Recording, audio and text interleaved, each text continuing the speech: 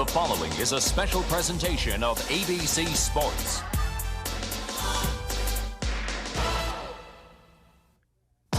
There were 3 million paving blocks in 1911. Today, only a yard of brick remains. The 2.5-mile path is surrounded by steel and concrete, silent sentries to the history made here. It is a legacy of speed. Between these walls, the risks are great. Emotions come from both ends of the spectrum. The Indianapolis 500-mile race is quite simply a spectacle, a celebration of technology and humanity.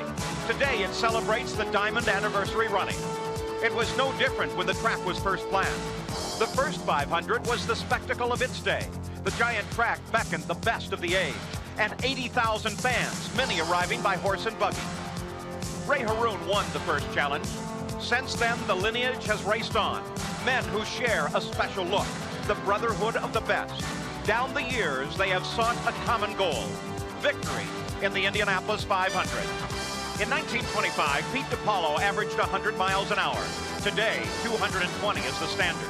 In the 30s, the cars led the technology, cast iron and shaped sheet metal.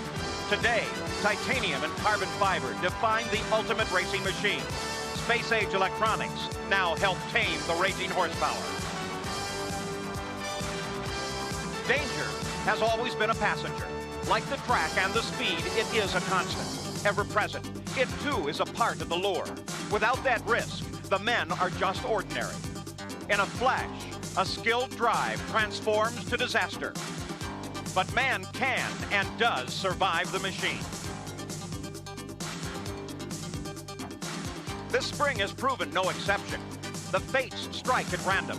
Rick Mears, one of the best. Mark Dismore, one of the rookies. Or veteran Randy Lewis. Each spent his moment over the edge. But man triumphs, as did Rick a day later, in a new car to take the pole at over 224 miles an hour. Now the heroes of this age wait.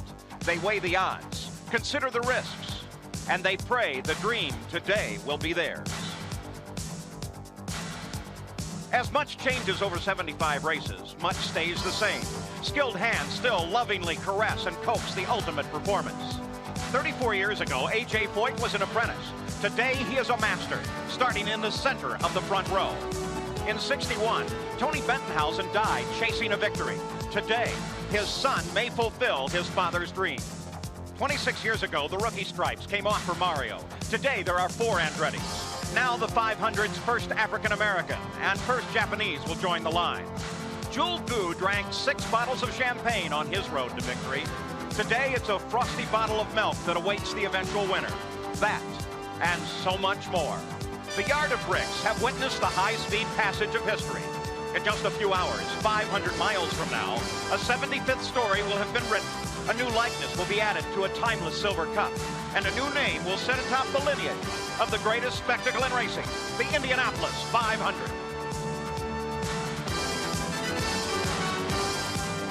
Live from the world's greatest race course, the Indianapolis Motor Speedway, ABC Sports presents the 75th running of the Indianapolis 500-mile race. It has been raining in Indianapolis early in the morning, but as you can see, the track is drying. The start might be delayed by just a few minutes, but it sets the scene for what should be a spectacular day. And already the giant crowd has begun to fill this giant stadium. Rick Mears' race car, he sits on the pole. They've just refueled that machine. And then, of course, back in the garage area, all the cars being prepared at this moment, ready to roll out to the line. And his garage, this car, number 14, A.J. Foyt, will start in the center of the front row. A.J. making his 34th consecutive start in the Indianapolis 500.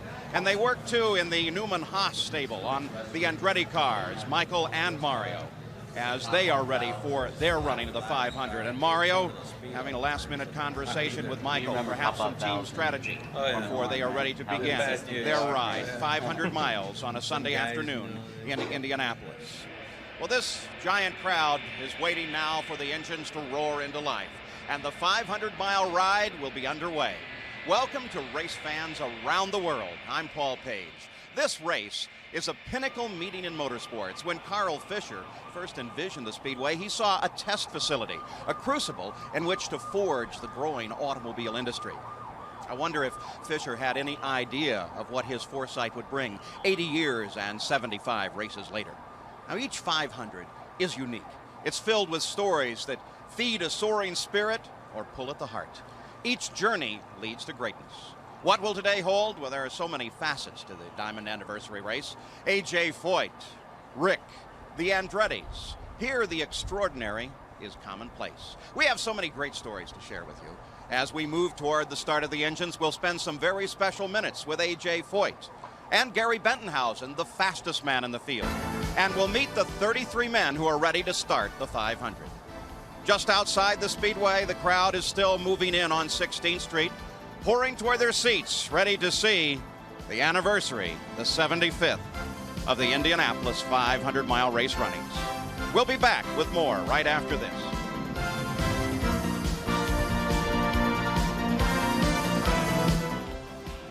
One of the great advantages to this slight delay in the start of the Indianapolis 500 is we can elaborate on many of the wonderful stories that are occurring at the Speedway this year.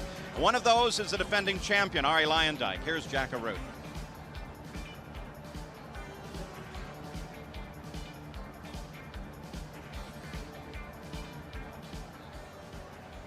We're standing with Arie Luyendyk, a defending champion of the Indy 500. And Arie, a lot of flurry this morning because of the weather in the area. Now, you're back in row 5, that famous row 5 with Gary Bentonhausen and Mo. How will the start of the race come off? A lot of people are expecting you to make a big move early.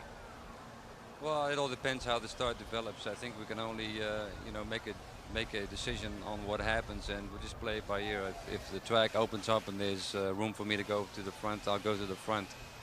If I need to take my time, I'll take my time. It's hopefully going to be a 500-mile race today and not a shortened race. And with 500 miles to go, we have plenty of time. Some of the crew were saying there's not a patient bone in Arie's body. That's why we like him so much. He's aggressive. Remember 88 when you started back in row 5? What happened on lap 1? Well, basically went from 15th to 7th place in one lap. But, you know, I didn't have the equipment I have now. I know that my equipment, I can win with my equipment. Back then, I wasn't sure if I could win, so I had to do the best I could. And it's a whole different ball game this year. I think I have one of the best crews out there. The RCA car is running great, and with CNG as a new backer, we should be doing really well this year. A defending Indy 500 winner, Arie Luyendyk, back in row 5. Alongside him is a guy standing with Jack Arute. And Jerry, this man has been beaming all month. He is the fastest man in the field with Buick V6 power. Gary Bentonhausen, who has such a long, historic relationship with the Indianapolis Motor Speedway. This has been your month, Gary. Well, yes, Jack, you said I was the fastest driver in the field. I think I'm just driving the fastest car in the field. The race car has really been fantastic all month, and you know, I owe thanks to a lot of people. My car owner, John Menard, mainly for having faith in me last year, and our sponsors, Glidden, Crestline, and Ruan. They've just been fantastic to me. But you're back in that 5th row. Now, that makes the start a little hairy. We've seen some crazy starts here. Are you at all concerned, and how will you approach it? No, I'm not too concerned, because I think everybody that's starting in the first 5 rows, well, all the race drivers in this field are good race drivers, and I don't think anybody's going to do anything foolish at the start. Now, with the weather back and forth the way it has been the last couple of days, we've had intermittent rain showers. And does that change your strategy at all, the possibility that this race may not go 500 miles? Do you look at it differently? No, it sounds like the window is going to be long enough that we can get the race in, and we'll have our crew in contact with the weather, and we'll watch what's happening around the area. And we're going to have to stay close to the leaders, though, that's for sure. You're beginning to tighten up a little bit. You were real loose the last couple of days, but there seems to be a little tension brewing. No, not really. This place, I know it's a job and it's a business, and I've been here many years, and I don't change just because it's race time. Paul? Gary Bentonhausen has done it so many times before. Of course, he referenced the start. It's one of the most spectacular moments in sports, but all of the drivers study it carefully, because when things go wrong, they can go very wrong, as it did in 1973.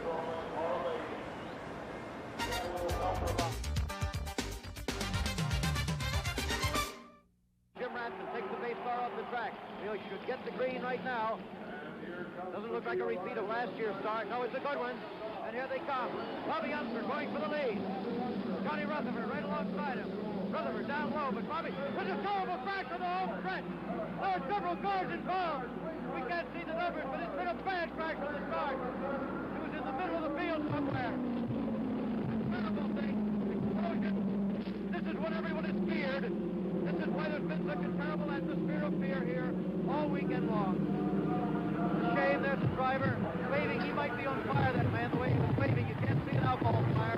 Those explosions are not cars. Those are the bombs overhead that are normally set off during the start of the race. There is a report already that there may be spectators hurt, not confirmed. The wire fence right here on the straightaway was ripped apart. It was very fortunate that a car did not come into the crowd, because one of these standards holding up the wire screen has also been broken in half. Right here at the most crowded part of the grandstand, we almost had an automobile go into the crowd.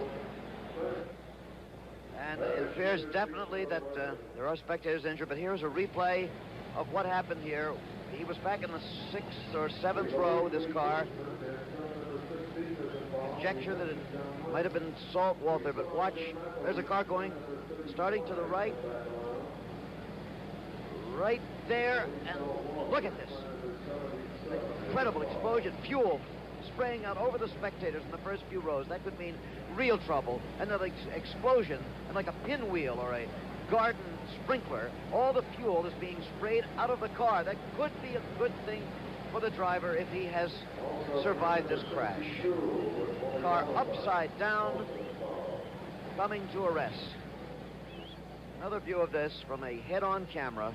And again, you will see how the cables inside this screen are the only thing to stop this car from flying into the crowd. There, watch now, the screen itself is completely destroyed. The cables flinging him back out on the race course upside down, and again that fuel spraying on the crowd. That's a matter of great concern. And here, that pinwheel effect. The alcohol-based fuel spinning out of the car upside down. Another car, Lee Koonsman, I believe, number 16, barely missing the crash. It's Salt Walther, who is under the car. Terrible, terrible accident on the start at Indianapolis. Only 7 seconds after the start of the race. No serious injuries as a result of that 1973 accident, but you can see since then they have reconfigured the seating along the main straightaway to account for that possibility in the future. Another aspect, too, is we saw fire in that accident, and since that time the research and safety development with the Indy cars has been so excellent that fire is almost not a factor in accidents any longer. Well, we continue to move toward the start of this race, a little delayed because of a rain shower early this morning. So many wonderful stories. Another one is Willie T. Ribbs, and he right now is with Gary Gerald. Indeed, it's been a tremendous story. The emotion of qualifying day for Willie T. Ribbs. I know this has been a lifelong dream to make this race. The moment is almost here. It's been delayed a bit. What kind of emotions have you gone through this morning leading now to your first ever Indianapolis 500? Well, it was raining, so I got a little extra sleep and just took it easy. You know, when it's time to race, you go race, but prior to that, you relax and don't worry about anything. Nothing's going to change other than the weather. Willie, have you been at all surprised at the reception? Because there was a lot of cynicism 5 years ago and the opportunity wasn't right. You elected to turn away. Now you're back, and suddenly you have become like the hero, the champion of the underdog, so to speak, because the people here have really been caught up in the saga of no sponsorship until just before the race. Well, before we got here and before qualifying, we were struggling, and we were very limited with our budget, and everything worked out. We qualified, and we qualified well, and the support after that has been tremendous from McDonald's and the other sponsors that we have acquired. It's been tremendous. I can't thank everyone, and as well as the people that have supported me, and fans and friends. I can't thank them enough. We wish you safety this day. Have fun in your first. We hope there are many more. Thank you. All right, Paul? Well, the track crews have been very, very effective in drying this track, and it looks like we are moving very close to the start of the race. When we come back, though, we'll have a chance to look at the closest finish in history as we approach the start of the 75th Indy 500. Some of the preliminary ceremonies are underway already on the main stretch. The Purdue All-American Band making their 2.5-mile-an-hour tour. You saw the 73 start. At the end of that race, Gordon Johncock won the 1973 run. Right now, he's with Jackaroo.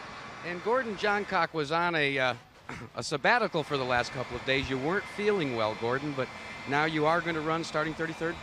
Well, I'm going to run I've ran when I'm a lot worse shape than I am right now. Seems like when you get out there and the adrenaline gets flowing, you get started and go, you forget about being sick. You talk about adrenaline. There was a lot flowing when you had that close victory over Rick Mears. What are your memories of that?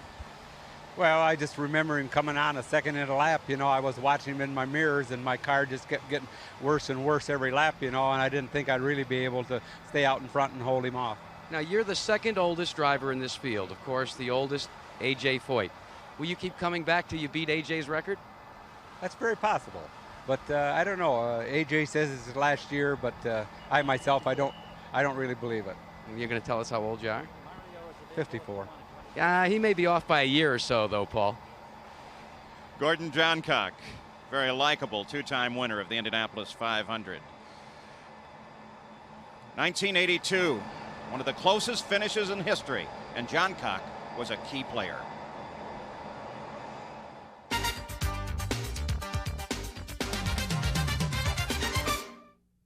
Sam, we've got a trophy dashed to the finish line. If this stays this way, there's never been anything like it. The closest finish in the history of Indianapolis was in 1937, 2.16 seconds. There's Dina Mears. Her man is the man that's closing on the leader. Yep, look at Mears pour it on, Jim. I know when you're this close, I mean, you can reach out, you can feel that guy ahead of you. And look at Mears now. Here's Johncock taking a fairly moderate line, and Mears is catching him. Look at his speed off that turn. I've never seen anything like it. There they go. 2 laps to go. There's time to catch him if he can do it. Rick Mears, his wife. The stopwatch, 0.63 seconds between them. I don't have to tell you what's going to happen if he catches him. It's going to be, I mean, this is an extremely dangerous business right here. I don't think I've ever seen an open wheel car race with people this close at the finish. No, and never so fast. I mean, these laps in the high 190. Look at this. Dina there. All right. He may do it. Yeah, he may. He's that close. Look at that shallow line. They're going to get the white flag. There'll be 1 lap to go. As he moves along, tries for Johncock. Is he going to do it? The white flag out. This is the final lap. Going down into the first turn. What? No. Gordon held him off there going into that first turn. Over the roar of the engines, you can hear the 400,000 people going hoarse. All right. No one has ever seen this before in Indianapolis. This is the back straight, Jim. There's 2 turns to go now. Mears behind, and he's again trying to slipstream it. Johncock did a good job of staying ahead of him in turn 1 when he made that move there. Good. That was brilliant. Enough. That was brilliant. Not quite over. Johncock still with the lead. Here it comes Headed again. for the finish line. He's still closing. That's his wife. It's too late now. You only got to pray. Look at that. Here you see them. Mears. Can he make a move at the finish? He's making a move. No. Not quite. Gordon Johncock has won the Indianapolis 500. He won it by less than a car length. Less than a car length after 500 miles. The disappointed wife of Rick Mears there. The jubilation in the pits, the Pat Patrick pits. Gordon Johncock has won it. He held on in the closest finish in the history of the Indianapolis 500. 66 races. Never anything like this. That's Roger Penske's wife, Kathy, consoling Dina Mears. Well, what could you say to somebody after I guess that? we did get carried away, Sam, but well, somebody else might be able to help it. I couldn't. Yeah, unbelievable. Jim, it's the victory of a great racing driver who made a great racing move. Let's look at that finish again. All right. Well, here is. It looks like he's beaten at this point, right? Yes. Yeah. Coming out of the last turn. Yep. There's nothing but frustration there. Now watch this. Making the move as they come to the finish line. There's Mears moving up, and it was just a little over a car length, about 20 feet. And of course, all of this history weaves together. There's Emerson Fittipaldi, winner 2 years ago, and Roger Penske, the winningest car owner at the Speedway. And in the field, of course, Roger's other driver, Rick Mears, starts on the pole. Gordon Johncock starts in 33rd position. Now there are the corporate suites that overlook the fourth turn. There are many ways to view the Indianapolis 500. You could sit up there as a VIP guest. General Norman Schwarzkopf is up there, for example, today. Or you can buy a ticket into the massive grandstands here, about 300,000 of those available. Or you can come like so many do and just join us in the infield, which is full of mud today and a little bit tougher to see the race from. Now let's go back down trackside. Danny Sullivan is with Gary Gerald. He's been in the garage area, Paul, just 15 minutes or so. Came over from the Speedway Motel in the golf cart, has now gotten dressed, and the waiting game continues. And we were just talking about how difficult this is on the emotions, because regardless of what any driver says, this is a whole different environment at Indianapolis. Well, that's true. Of course, we've been here, for 3 weeks, the build-up, the parties, everything, the testing every day. That just keeps swelling and swelling until now, and you're ready to go. We were ready 2 days ago, and you're ready to run. And now with this rain, it's on, it's off. They say there's a cloud behind this one. You don't know really what to do with your butterflies and your emotions. What kind of a game plan do you have for this race? Because we know that it's been an ongoing struggle to get the horsepower, to get the straightaway speed, to be competitive with some of the other front runners who grabbed the headlines this month. Well, for us, I think the big thing, particularly with the weather, is we've got to try to stay on the leader lap. We've got to try to stay there, because come 101 laps, this race could be called if it rains any time after that. We've got to try to stay there and hope that we're in contention when it gets close to the end of the race. You've been through this drill so many times in the past. Any special or unusual emotions on this race day? Not really. I think a little bit different because, as you said, we haven't been one of the guys setting the pace, so we're not the contender in the way we have been in years past. And we just got to keep trying to work on it and get just consistent and run on the leader lap the whole race. Danny Sullivan from row 3 as we go back up to Paul Page. And as Danny Sullivan will tell you, no one ever does it alone. It takes the work of a top flight crew to win at Indianapolis. There's also a chance for the crew to shine for just a bit. Earlier this week on Thursday, the Miller Pit Stop Contest was that moment. Following Thursday's final on-track practice, a huge crowd packed the Tower Terrace grandstands for the 15th renewal of the Miller Genuine Draft Pit Stop Championship. The first semifinal pairing matched A.J. Foyt's crew against the Patrick Racing team backing Danny Sullivan. At the drop of the green, each team was free to go. Each 6-man crew electronically timed from the moment the car enters the pit box to the time it leaves the designated pit area. Each team was required to change 4 tires and connect their fueling equipment. Sullivan had no trouble advancing to the finals despite a 5-second penalty for having a man over the wall too soon.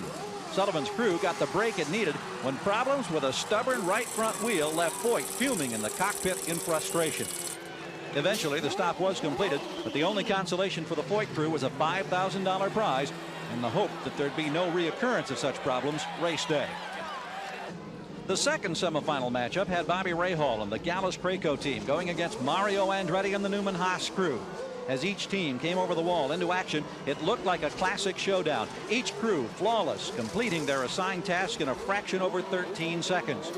But as the cars came down off the jacks and Rahal pulled away, Mario's car stalled, and the jubilant Rahal crew was on the way to the finals against Sullivan, much to the dismay of Mario's backers. At stake in the finals, $25,000 to the winners, $15,000 to the runners-up. At the drop of starter Dwayne Sweeney's green flag, Sullivan was away quickly and into the pit box well ahead of Rahal. But keep in mind that the separate timing of each team didn't start until the car tripped the timing light entering the pit. Sullivan's crew, that had survived preliminary competition against 10 other teams, completed their work in 13.1 seconds, barely holding off a gallant late bid by Rahal's crew that proved to be just 0.2 of a second slower. For Sullivan, the victory was his 4th, a record for the Miller competition, but the first for the Patrick Racing Alfa Romeo team. And of course, that Miller Pit Stop Contest is just part of the many festivities, both here at the track and with the 500 Festival, that continue throughout the week before the running of the race. The track is drying very nicely now. Let's take this time for another installment in our continuing series on what's new in sports, science, and technology. Spend one more time on this leg. Do you notice more with your right leg? We're back live as Emerson Fittipaldi, who's a physical fitness fanatic, is making his final preparations before the start of the race with the help of a trainer. Now let's go to Jack Arute, who is with our pole sitter. That man is Rick Mears, and Rick, you're waiting out this rain delay as they continue to dry the track inside the confines of your garage.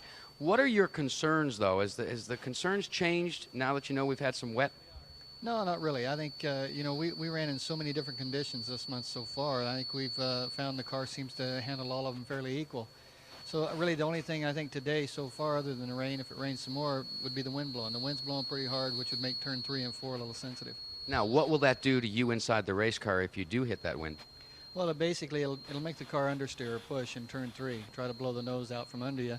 And then turning into turn 4 where you're turning back into the wind, and it'll kind of pin the nose of the car and make the car loose. So you're going to have a little bit broader setup on balance. You're going to have to live with a little bit more one way or the other to help cure those problems. A terrific front row. You're on the pole. What will be your first lap strategy? Well, we're going to try to get a jump if we can. And, you know, we always want to try to get the jump, and if we get it, that's great. You know, we'll try to lead it. If not, we're going to fall in line like normal and, you know, just kind of sit there and bide our time, see what the track conditions are like, stay in the hunt, and hopefully be ready at the end. A lot of people saying you might let A.J. Foyt lead that first lap. Well, we're good friends and everything, and I'm tickled for A.J., but racing's racing, and I'm sure he'd do the same thing. Paul? Let's remember, too, that every time he's been on the pole, he has never led the first lap. General Norman Schwarzkopf. Boy, the crowd is pleased that he is here today, visiting the 500-mile race for his first time. And just before the rains began to fall here, dampening the track, some 3,000 troops that served in the Gulf War marched around this track, and despite the rain, the crowd came out and watched that happen. Well, you can see that track is drying very quickly, just a little bit of moisture down inside toward the pit wall itself. Now, let's go to Gary Gerald. He's with Mario Andretti. And Paul, it's funny that you mentioned General Schwarzkopf because Mario Andretti had dinner with the General last night. I'm sure that was a great experience. Well, it was quite a bit of quality time with him at Mary Holman's party last night, and to me it was just an incredible pleasure to be able to meet him, and he's everything that I expected. He just portrays the confidence that all of us know already, that you know, from the job that the troops have done over there in the Persian Gulf. Mario, of course, starts outside in the front row, and over the years, many have said that that's the best place to start this race. You've got A.J. to your left and Rick Mears on the inside, and a lot of speculation about the first lap. How much have you really thought about lap number 1 of this 500-mile race? Well, you think about it, of course, because you want to get it right, but obviously you can't speculate with yourself too much because you just don't know what the other guys are going to do. So it's going to be a matter of who really gets the so-called hole shot out of turn 4 and what gear ratios are. So whoever gets into that first corner first obviously will get the corner. A lot of experience. This is the 26th time that Mario Andretti has been through this drill. He's hoping that for the second time he'll end up in victory lane. Paul? What a wonderful moment. Mario and this man, General Norman Schwarzkopf, as he now makes a tour of the Speedway. Apparently the officials here are very confident in the drying of the track because they're sending these celebrity cars out onto the racetrack. And look at the crowd. Everyone on their feet. The cheers are magnificent. Now, Mario Andretti won driving for Andy Granatelli. Granatelli was known for innovation here at the Speedway, and in the middle 60s, that innovation was just incredible. Let's go back and look at the turbine-powered cars.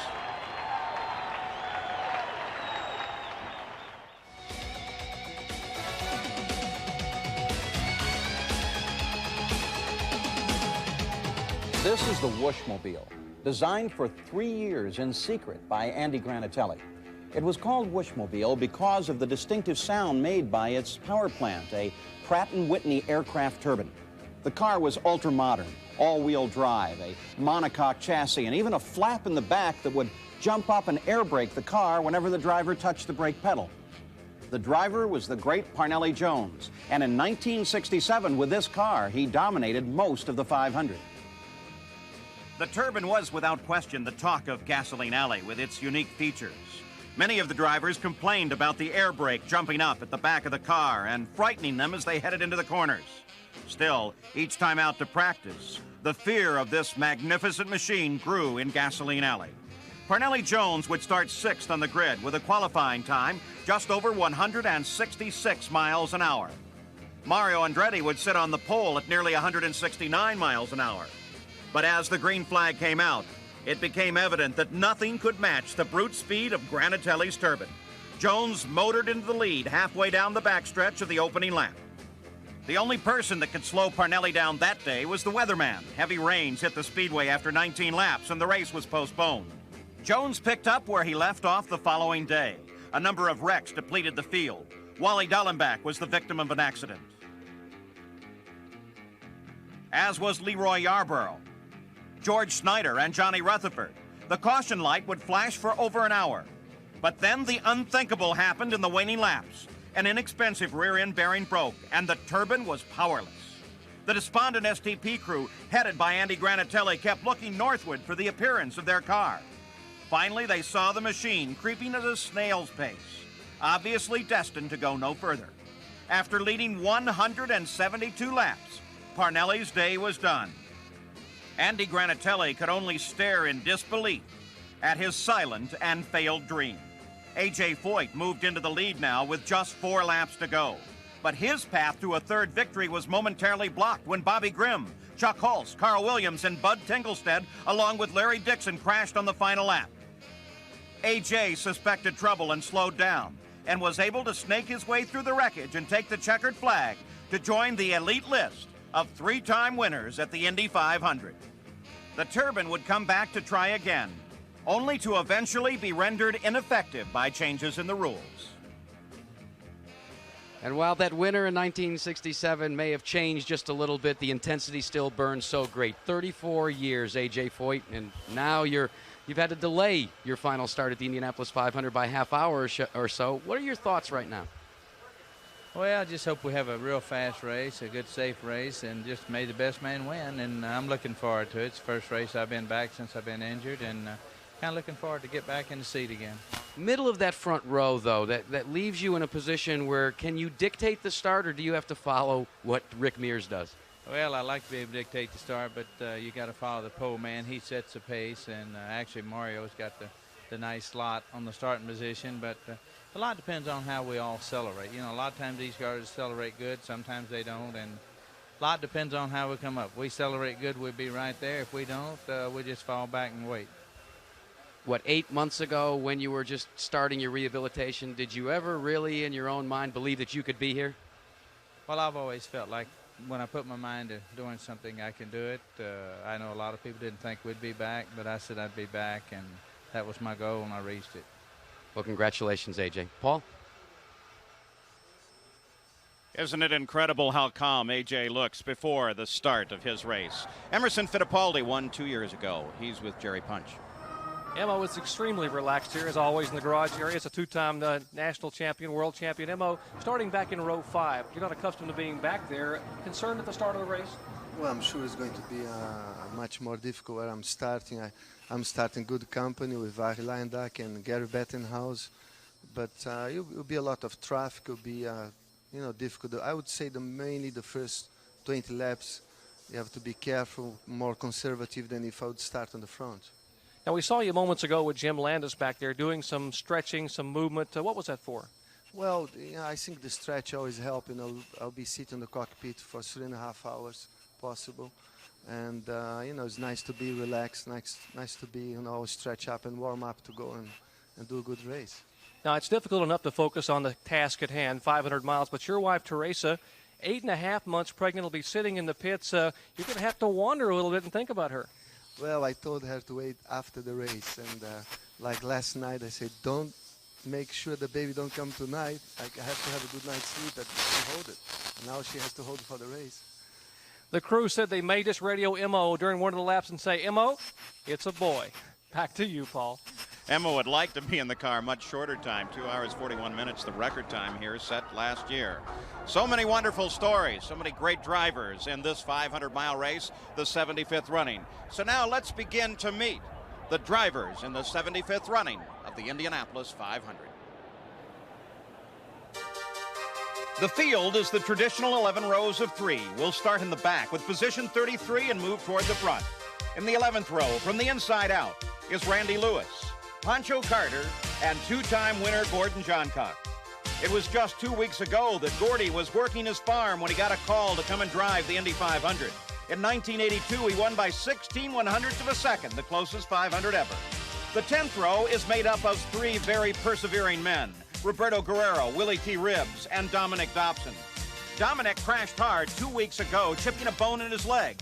But the team bought another car, and now with a knee brace on his leg, he's ready for his 4th Indy. History was made when Willie T. Ribbs became the first African-American to join the field.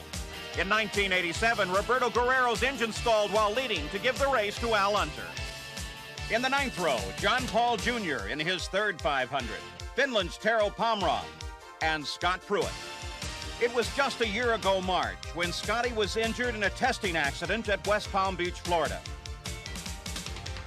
Since that time, he has been in constant rehabilitation just to prepare to drive in this race. The 8th row has 2 rookies and a veteran, Jeff Brabham in his 9th race, Buddy Lazier and Hiro Mashusta. Mashusta is the first Japanese to drive in the 500. He relaxes shooting pool. Buddy Lazier is a skier and operates a resort with his Indy driver dad. Jeff Brabham sits in his dad's number 17, the first successful rear-engine car from back in 1961. The back 4 rows have 1 former winner, 3 rookies, and the slowest car in the field. And we'll meet more of the starting field in just a little bit. Still cloudy over Indianapolis, but the track for the moment is very, very dry. We will start right on time. You know, almost every profession or craft uses a shortcut in language to describe very complex things. Racing is no different. Here are some simple terms that express much more complex ideas. For example, we may say a car is pushing. Push, or understeer, is the tendency of the car to continue straight after the wheels are turned. The best example of push came in 1988 with Danny Sullivan. Now watch his hands. As he turned the car, went straight, and he pushed into the wall. The opposite of push is loose, or oversteer, when the back end tries to slide out once the wheels are turned. 3 years ago, Scott Brayton got loose in the Indy 500. The back end swerved out. He overcorrected, fought the car, and lost to the loose condition. We also refer to the stagger setting.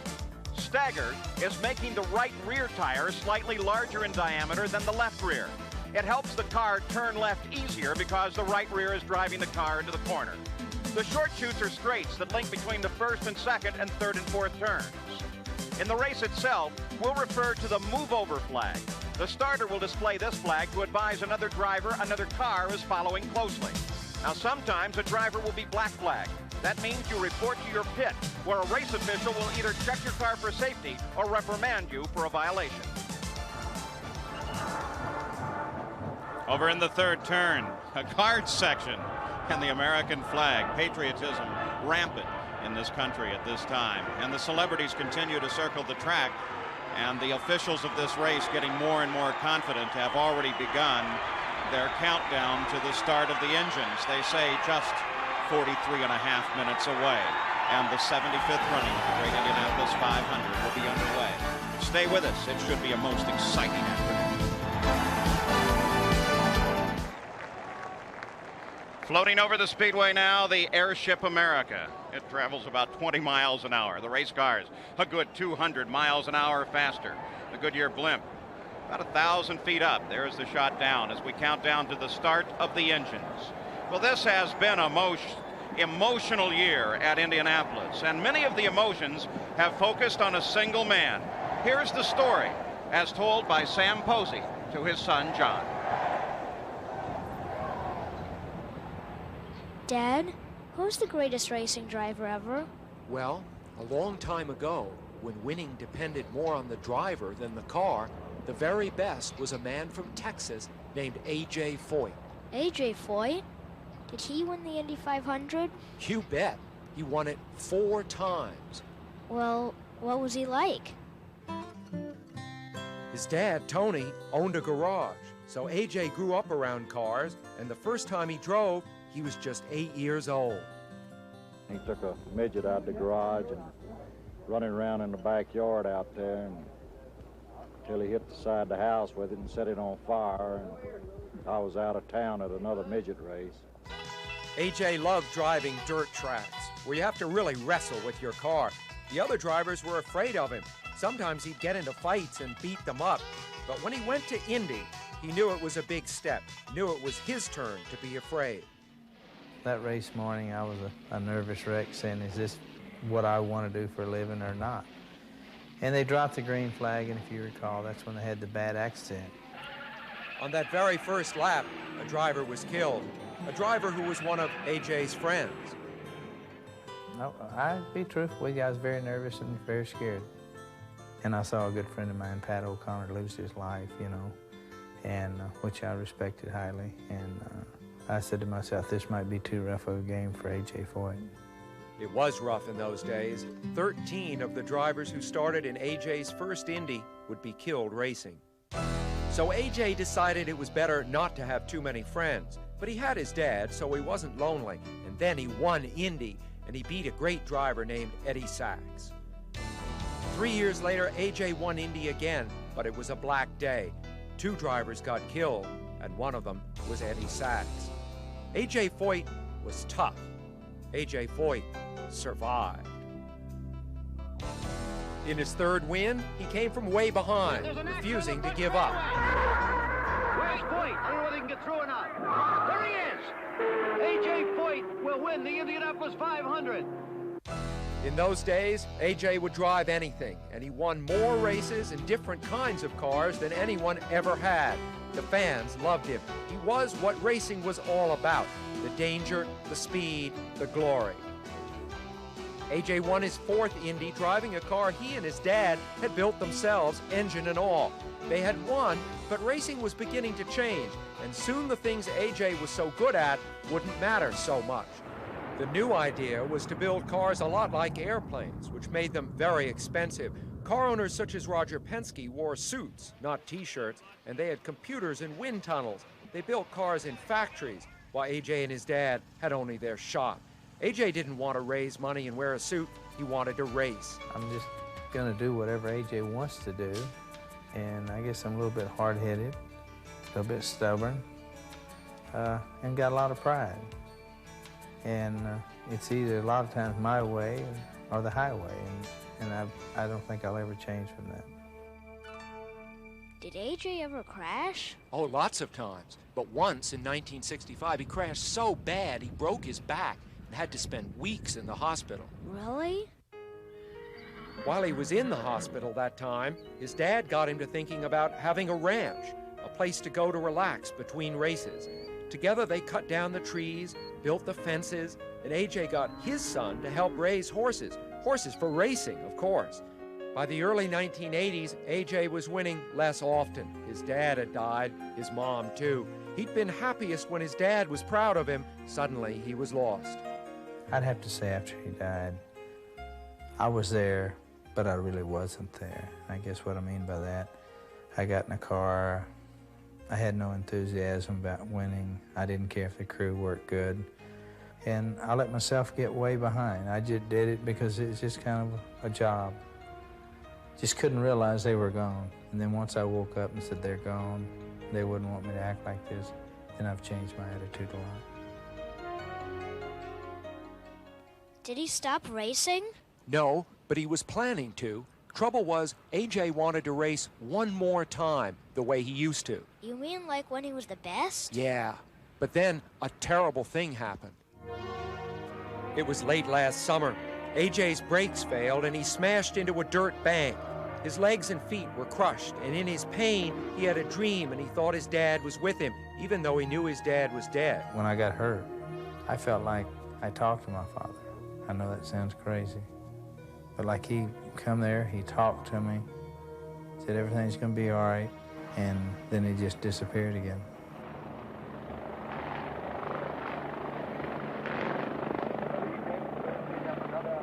Pins and screws held his legs together. 1, 2, 3, 4, 5. Then a strange thing happened. A.J. realized getting better would be a challenge a lot like the old days. when he was able to do the impossible. There you go, that's better. Although he was by now 56, he amazed his doctors with his tolerance for pain. And the more people said he wouldn't be ready for Indy, the more he wanted to prove them wrong. Now, come on, you gotta go now. Come on, that's a better pull. Come on, push! It was a race against time, and he won. The track is open for qualification.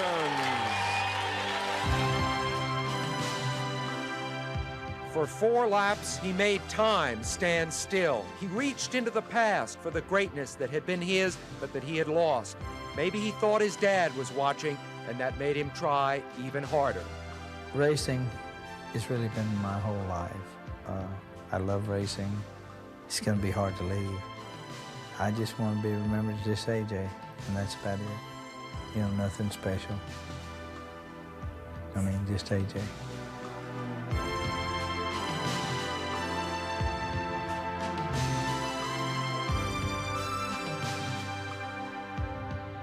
Since 1958, much of the history of this great race has revolved around this man, A.J. Foyt. He's seen it all here. Today, perhaps he will see a 5th time in victory lane. The countdown continues to the start of the Indy 500.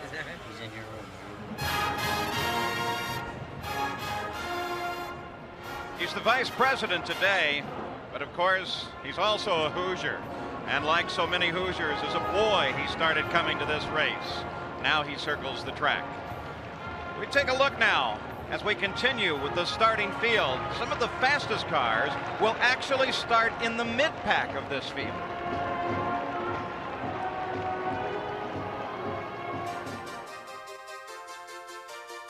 Continuing to look at the fastest field in history. In the 7th row, from the inside to the outside, are Midwesterners Scott Brayton and Tony Bettenhausen. Outside, Mexico's Bernard Jourdain. The 6th row, inside, is Kevin Kogan. In the center of the row is Stan Fox. And outside, the fastest rookie, Mike Groff. Groff loves to restore old cars and old homes in his spare time. Wisconsin's Stan Fox is a top midget racer. And Californian Kevin Kogan drives a Buick today, but he flies his own plane in his other life as a real estate developer. Row 5 is the fastest in the field, with the fastest driver, Gary Bettenhausen, the defending champion, Arie Luyendyk, and the '89 winner, Emerson Fittipaldi. Emo works out daily. He adds to his health regimen by keeping to a special diet that includes seaweed. Today, he drives a Penske Chevrolet. Arie Luyendyk won the first race of his career here last year, earning $1 million. Now the man from Holland is able to pursue his second love by opening an art gallery. Arie drives the #1 Lola Chevrolet. Gary Bettenhausen lives in rural Indiana. His family has dreamed of an Indy win for 2 generations. Today is his best chance in the number 51 Lola Buick.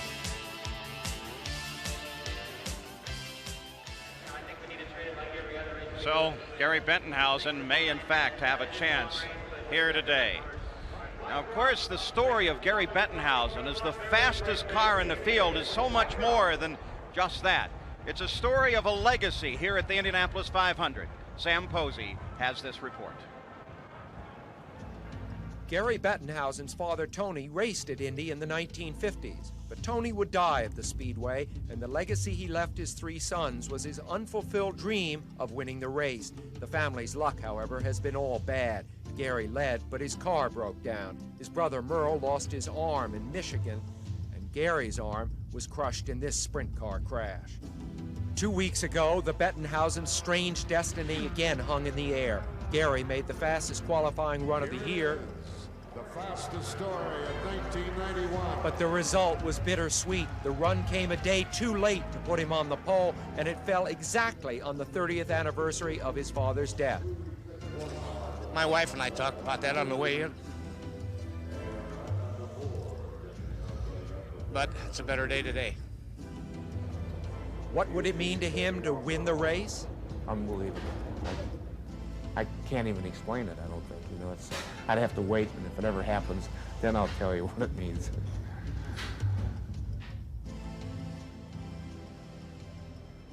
One of the many wonderful stories as we look back through Gasoline Alley. Those are the garages back on the other side of that grandstand. The drivers have begun to move to the track. There's Gary Bettenhausen along with his brother Murray.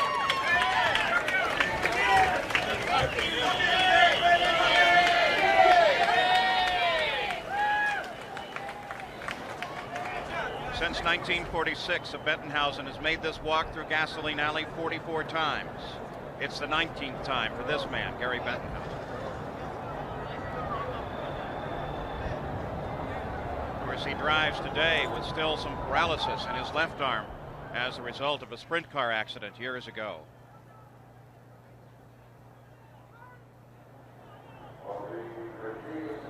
So Gary Bettenhausen starts on the inside of the 5th row, the fastest row in the field. But then there is that marvelous veteran front row. Posey? Well, it almost seems that, Paul, fate must have stepped in to create this fabulous front row of Mears, Foyt, and Andretti, a kind of Mount Rushmore of racing. It's hard to believe they were once kids. Rick with his long hair out in the desert with a dune buggy, AJ getting into brawls in the pits, Mario, the young immigrant from Italy, sailing past the Statue of Liberty. Today they are legends, but each knows that much of his fame rests on his exploits here, and that today's race is as important as any he has ever run. Now, because of its importance, this race becomes more difficult each year, doesn't it, Bobby Unser?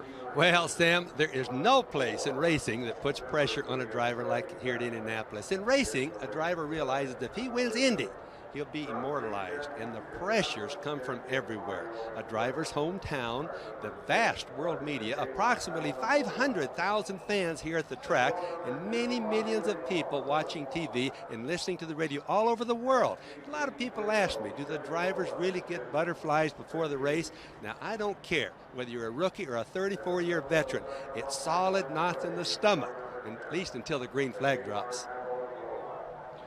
Well, in the state of Indiana, the Speedway is the second largest city on race day. A crowd approaching nearly 500,000 people, and the cars have begun now to make their appearance in the pit area. The crew is laboring over them.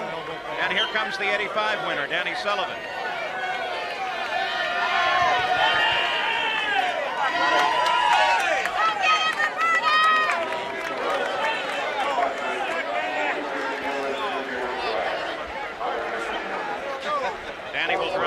Two Alfa Romeos in the race. And from the Marion County Sheriff's Office here in Indianapolis, the drill team. And Danny's teammate, Roberto Guerrero, already well down the pit road with his lovely wife, Katie.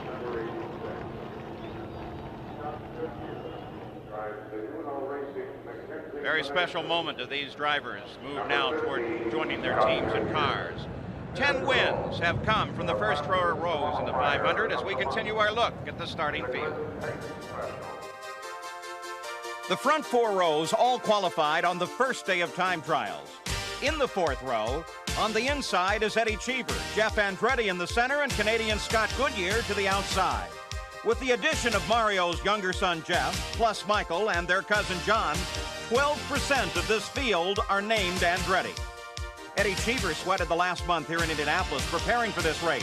His wife Rita chose instead to stay at their Monaco home, but she's here today to watch him drive in Chip Ganassi's number 8 Lola Chevrolet. In the 3rd row, on the inside, John Andretti, Jim Crawford in the center, Danny Sullivan to the outside.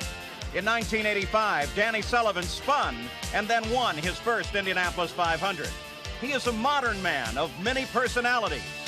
The real Danny Sullivan will start this race in the number 20 Alfa Romeo, driving for the Pat Patrick Racing Stable.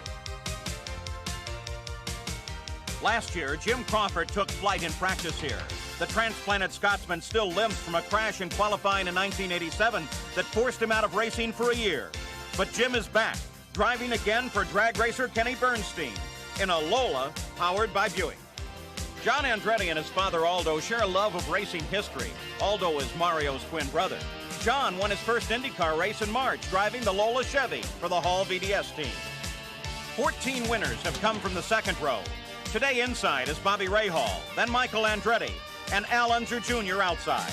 Little Al is an avid outdoorsman. The defending PPG Cup champion is the sole representative of the Unser clan today. He drives a Lola Chevrolet. This may be Michael Andretti's last 500. He began testing for the McLaren Formula One team this year, and if he has his way, he'll drive only in F1 for the next several years. His best finish here is 4th in 1988. He hasn't finished the last 2 years, but today he drives the Newman Haas Lola Chevrolet. Bobby Rahal is on a fitness campaign, cycling with friends daily. The 1986 500 winner has finished second in every race this year. He carries Maury Crane's blue and yellow livery on his number 18 Lola Chevrolet. 71 Indy 500 starts are in the veteran first row. Pole sitter Rick Mears, 4-time winner A.J. Foyt, and Mario Andretti, who drove to victory here in 1969 for Andy Granatelli. A year and a half ago, Mario took up golf as a counterpoint to the tensions of the track. In the last 11 years, the former world champion has only finished twice. He starts in his 26 500 in the Newman Haas Lola Chevrolet. Anthony Joseph Foyt Jr., the first 4-time winner, a record 67 championship wins, the only man to win here in both front and rear engine cars. The oldest driver in the field at age 56, AJ starts his number 14 in his 34th straight 500. Away from the track, Bakersfield, California's Rick Mears loves the water. It relaxes him while he plans even greater victories. He starts on the pole for a record 6 times. But it was just 2.5 weeks ago that Rick Mears slammed the first turn wall in the only wreck he's ever had at Indianapolis. Twice, in 1979 and 88, he's won from the pole. He starts today driving a Penske Chevrolet. In the front 4 rows, there are 4 former winners and 4 members of the Andretti family, and so appropriately, they all walk out into the pit area together. There's John, his wife Nancy, Michael, and Mario. Mario holds hands with his wife Sandy as they prepare for the 500. Counting today, the Andretti family has 39 collective starts, but only 11 times have they gone the distance. John Andretti, his new colors for this year, Jeff Andretti. That's the youngest family, Michael's younger brother, Mario's youngest son. Vice President continues to make his rounds on the track itself. In these times of renewed patriotism, the country is still concerned about the troops abroad. Danny Sullivan and Scott Pruitt visited the aircraft carrier Theodore Roosevelt, still on station in the Eastern Mediterranean. The TR CVN-71 and its squadrons have been at sea since last December. There is a close relationship between race drivers and jet pilots, similar attitudes. Danny and Scott fit right in. For the ship's captain, a gift of Danny's helmet, with Scott following up with a presentation to the Group Admiral. To a man, the crew is thankful the drivers would take time to visit, as the TR still stands vigil over troops in the Middle East. Nice to meet you. How you go? The Theodore Roosevelt will remain at sea for another month, but today they were focused on the Indycar drivers. Sure. The drivers focused on their high-tech equipment. These crews are proud of their planes, their ship, and the role they played in the Gulf War. Those little holes, that'd be just like a pothole? Yeah, probably. The morning's flight's launch, they cleared the flight deck to stage the TR-500, a race among the crew's RC cars. Afterward, it was cheers for the Indycar drivers. The crew of the CVN-71 play hard and work harder. Here, Danny and Scott were spectators to the most advanced technology of all, a U.S. Navy nuclear carrier and its squadrons. In 2 days aboard, they added 5,000 new fans to the Indy 500.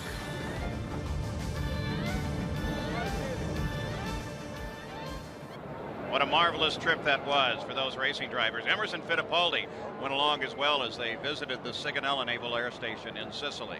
The crowd, for the most part, in their seats, and many of them are soldiers that served in the Gulf War. Over 3,000 of them. They were all part of a march down the main straightaway a little bit earlier, looking forward to the running of the 500 miles.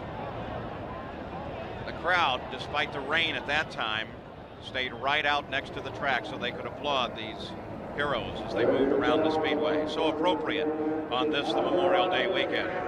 You can see that most of the people are in their seats, but there's still quite a line. That's 16th Street, just outside the Indianapolis Motor Speedway. Still quite a line there. Back.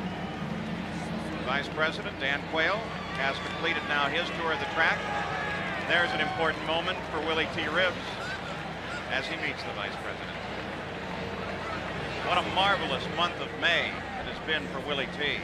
So difficult in so many ways. And now the rewards are here.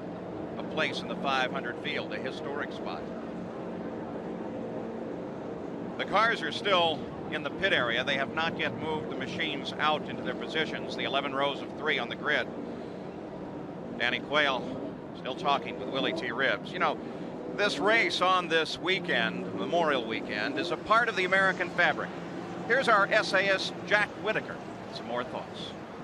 Thank you, Paul. As a matter of fact, the Indianapolis 500 is America's Memorial Day. It is the day when all of us Americans take time out to celebrate the passionate, sometimes unrequited, but always deep love for the automobile. Where the 4th of July has firecrackers, Labor Day has speeches, Memorial Day has the Indy 500. These exquisite vehicles you're going to see today are the far edge of an exotic technology that's gone to exotic costs. And it's a technology that has some people worried that perhaps we're taking the sport out of this event, as personified by the driver. Well, not quite. Not as long as we have men like A.J. Foyt to remind us that it's always been men who have designed and men who have driven these magnificent machines since way back in 1911. And as long as they keep saying, gentlemen, start your motors, it will always be America's Memorial Day. Thank you, Jack. The Indianapolis 500 is not only the greatest race in the world, but it may in fact be the world's largest party. Let's look at yet another view of this American tradition, the sights and sounds of the Indy 500.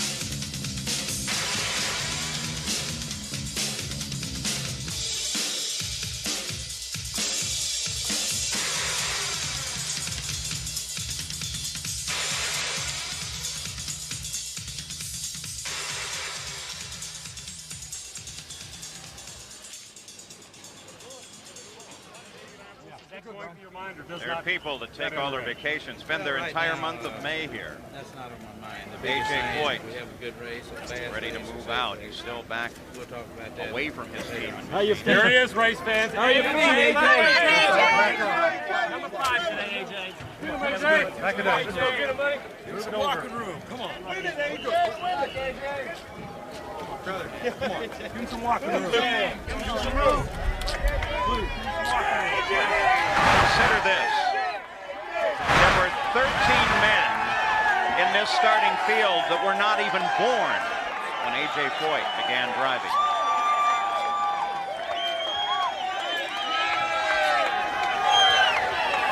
Do they love A.J. Foyt? He walks with a bit of a limp. After seeing those x-rays, it's surprising he walks at all. Wait.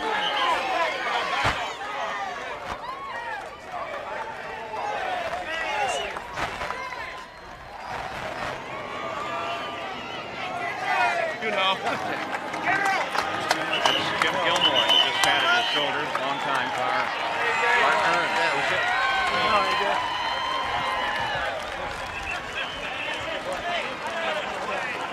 Wait, come on, give him some room. Give him some room.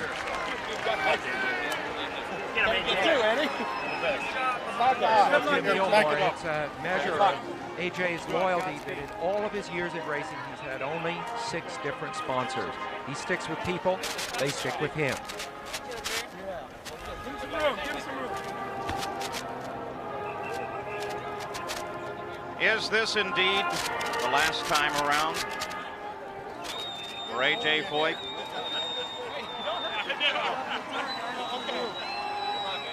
What must be going through this man's mind?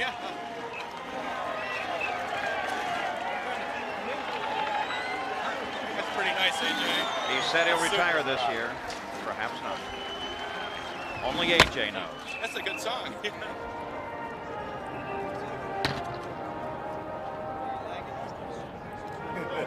Paul, some athletes define what is great about their sport to people who rarely follow the sport. Arnold Palmer, Babe Ruth, Rocky Marciano, and AJ Foyt.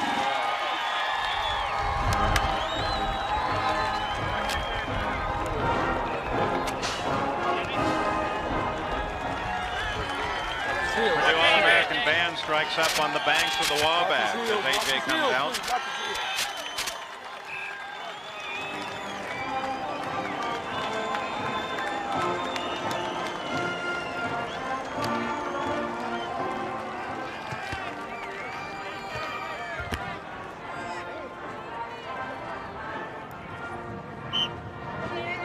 Now AJ is by that famous number 14. Chevrolet-powered Lola that he will race in today's running of the 500. And the challenge that AJ and the 33 face, well, it's the same. It remains unchanged since the track was first built back in 1909. Mario and Michael sit waiting in the pits. The start, of course, delayed, but it will be coming very shortly now. 3 reporters will be covering this race for us from the pits. Of course,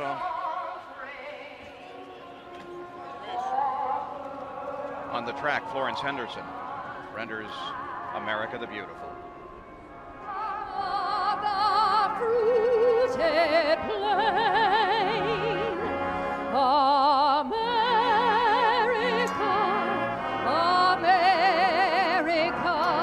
God shed his grace on thee,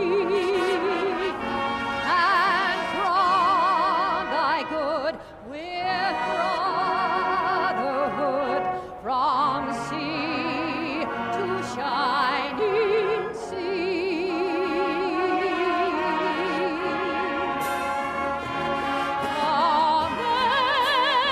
America, America, God shed his grace on thee, and from thy good with brotherhood, from sea to shining sea, from sea to shining sea.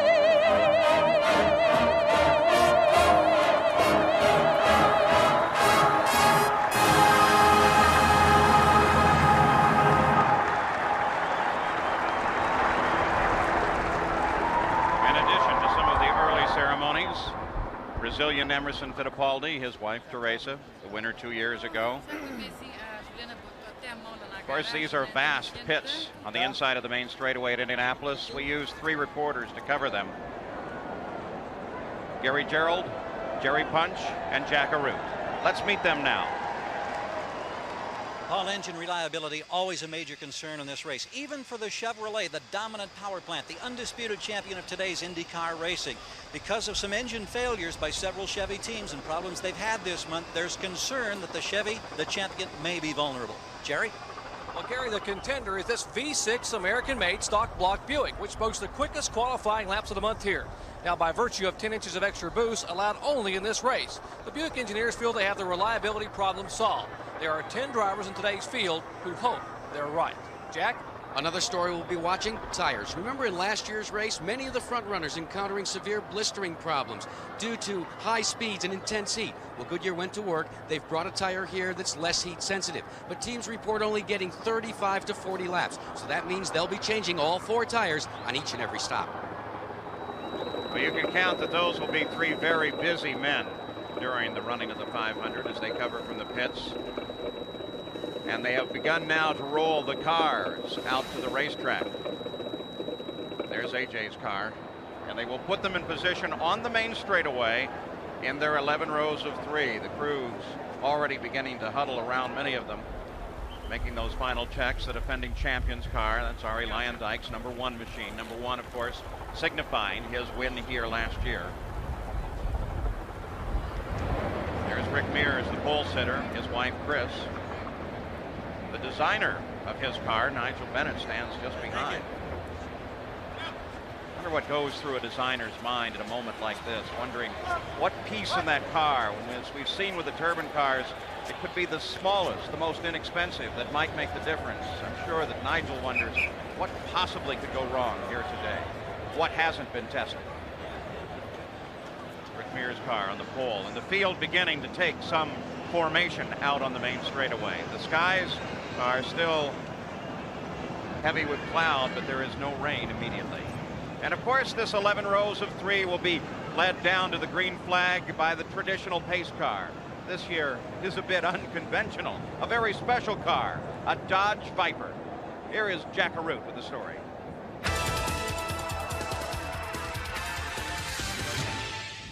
For only the second time in Indianapolis 500 history, a prototype vehicle will be pacing the field.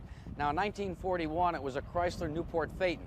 In 1991, it's a Dodge Viper, a one-of-a-kind automobile that will eventually see full production by 1992. Now, the Viper is equipped with a V10 engine that puts out over 400 horsepower. And one point to remember is it already meets all of USAC's stringent performance requirements, such as being able to go 0 to 90 in less than a quarter of a mile, special high-performance brakes. Well, it all comes standard on the Viper, even when it becomes its production counterpart. Now, as you look at the Viper, if it looks reminiscent of the Cobra, there's a major reason why. One of the key men in the design scheme and production of the Dodge Viper is Carroll Shelby, the father of the Cobra. Carroll, is this a signal that we're returning in America to the high-performance muscle car era? I think so. I think that was a great era of the automobile. I think this has a lot of nostalgia in it of the 60s, and yet it has a lot of the technology of the 90s. So it's kind of a blend. Now, when you get behind the wheel and pace the Indianapolis 500, it has another historic significance. You didn't even expect to be here this year. This time last year, I was laying with 15% of a heart, waiting for a transplant. I didn't think I'd be alive this time, much less driving the pace car. I thought I'd never see another Indianapolis race, so I'm a very lucky man. Well, Carroll Shelby becomes the first man in history to pace the Indianapolis 500 with a heart transplant. The crowd continues to wait for the start of the race. ABC Sports coverage of the 75th Indianapolis 500 will return after this message and a word from our ABC stations.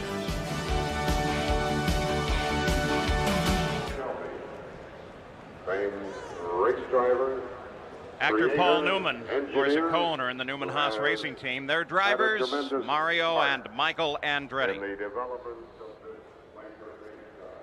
Paul heads out towards the car. 4 drivers from the same family. It's a first at Indianapolis. Here's Sam Posey. Andretti and Company. Capital assets, 4 racing drivers. Annual earnings, well into the millions. Nature of the business, very high risk, very high reward, glory, and making your mark on history.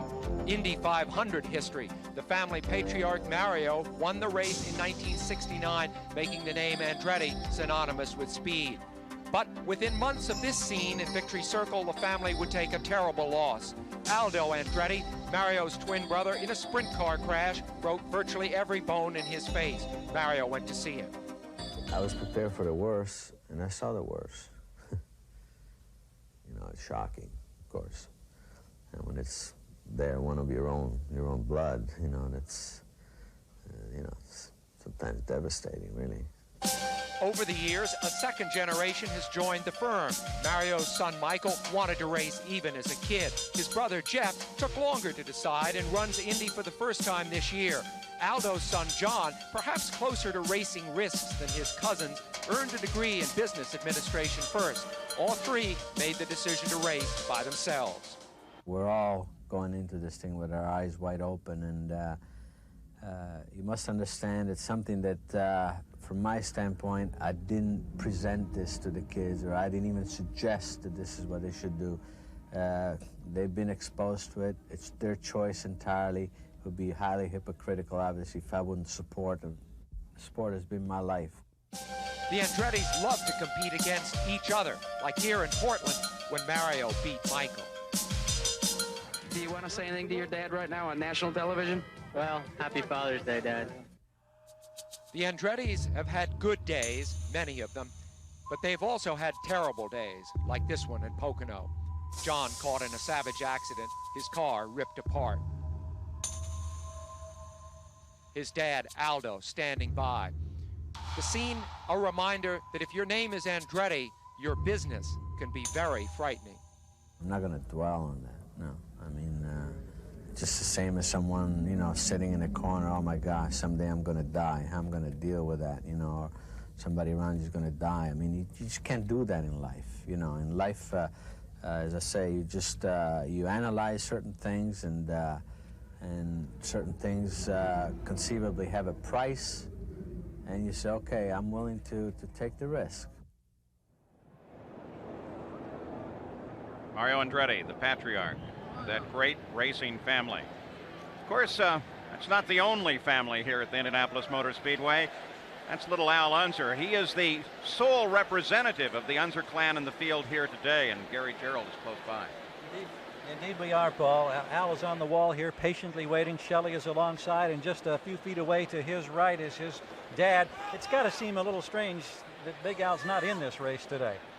Yeah, it is. It's very strange to see Dad in civilian clothes and not in a driving suit. But, you know, we knew this day was coming. It's just a shame that it happened so soon.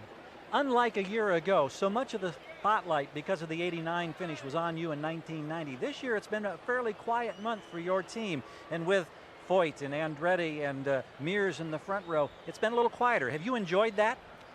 Oh, a little bit, yes. It's something that the month can wear on you, and all the pressures and so on. And this year it's been a lot more quieter than it was last year for sure. And the Valvoline car's ready to go.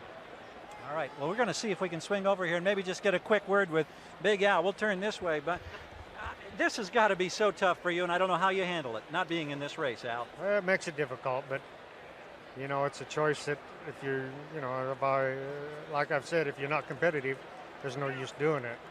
So it's hard. Will we see you in this race in the future? Oh, I hope so. No, I plan on coming back. No, I'm not through yet. You can't get rid of me yet. We're glad of that. Paul? Al Unser, four-time winner.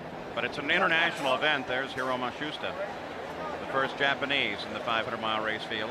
He is very happy about that. The Purdue All-American Band is assembled on the grass strip between the pit area and the main straightaway. The cars are in their 11 rows of three, silent at this moment. The Dodge Viper pace car sits just ahead of the field. The officials are now all in place. Tom Binford, the chief steward from the United States Auto Club, as the moments count down. Each and every crew reviewing within their minds the preparations that they have made and the strategies that they face. The traditional ceremonies are among the most emotional in sports. We now begin the traditions that lead to the 75th running of the Indy 500. Next, with a special salute on this Memorial Day to our troops who fought so valiantly in the Persian Gulf. Please join Indiana's own Sandy Patty for our national anthem.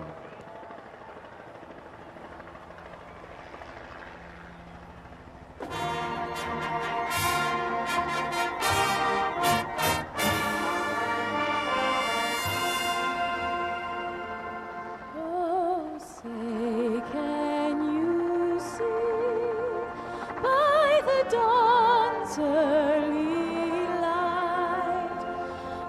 so proudly we hailed at the twilight's last gleaming, whose broad stripes and bright stars through the perilous fight o'er the ramparts we watched were so gallantly streaming, and the rockets were clear, the bombs bursting in air gave proof through the night that our flag was still there. Oh, say does that star-spangled banner yet wave o'er the land of the free and the home of the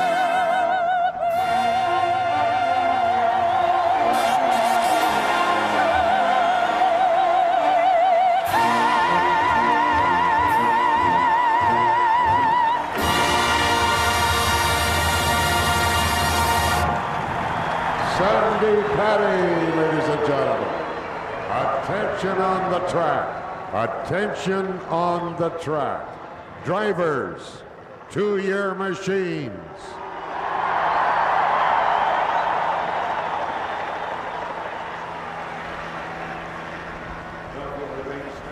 For the invocation, once again given by the Most Reverend Edward T. O'Meara, Archbishop of the Catholic Archdiocese of Indianapolis. For the 75th time, throngs of people are gathered here in Mid-America for what we firmly regard as the race. It is race weekend once again, but also for all Americans, Memorial Weekend. Above all else, it is God's weekend. As conscience in freedom dictates to each of us, we offer to you, O God and Lord of all, our homage, our thanks, and our praise. There will be no larger gathering of members of the human family for recreation anywhere on this earth these 12 months. In solidarity with our sisters and brothers everywhere, we proclaim our thanks for what you, O God, have made us, and make our own both the pains and the joys of all humankind. On Memorial Weekend, we remember that we were this year a nation at war, now become a nation of peace once again. Good God, bless this peace as you alone can, and make it grow both in nations and peoples. We give you great thanks that so very many of our fellow Americans and allies too have returned safely to their homelands and to the normalcy of their lives. We pledge to them our ongoing gratitude. In agony of soul, we mourn those who have not come back, and we acknowledge our need to hold these men and women in perpetual remembrance, as well as all who have ever died in the service of our country. We pray for our hostages still held in such cruel captivity, for all refugees, for those living under tyranny, for those made poor by famine and calamity. Because it's the day of the race, bless this speedway and our 33 courageous and skillful drivers, their mechanics, and their crews. As they press to the edge of endurance, keep them safe from harm. Finally, bless our being together this day and return us safely to our homes, our work, and our lives. And please too, dear Lord, some sunshine and good weather. Amen. Again, drivers in your machines, drivers in your machines. And also, clear the track in the front 2 rows. All of those not associated with the race car, move behind the yellow lines. As the pre-race ceremonies continue, with a salute again to this great nation, here's Jim Philippi. Would you please remain standing? On this Memorial Day weekend, we pause here in a moment of silence to pay homage to those individuals who have given their lives unselfishly and unafraid to make it possible for us to witness as free men the world's greatest sporting event. We also pay homage to those men who have given their lives unselfishly and without fear to make racing the world's most spectacular spectator sport.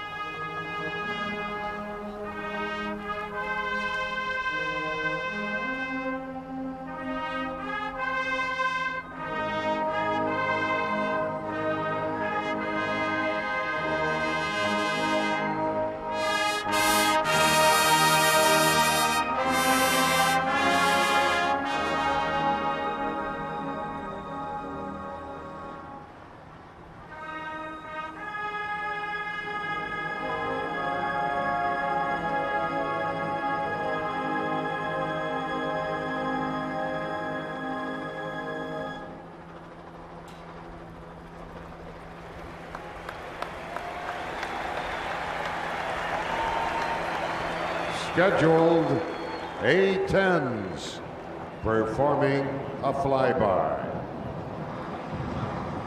Here they are from the 45th Tactical Fighter Squadron, assigned to the 930th Tactical Fighter Group, USAF Reserves at Grissom Air Force Base, Indiana.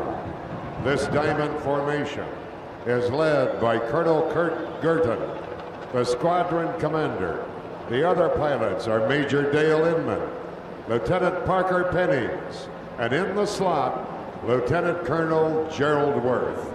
The A-10, affectionately known as the Warthog, was designed as a tank killer and has become a combat-proven performer in the Persian Gulf War.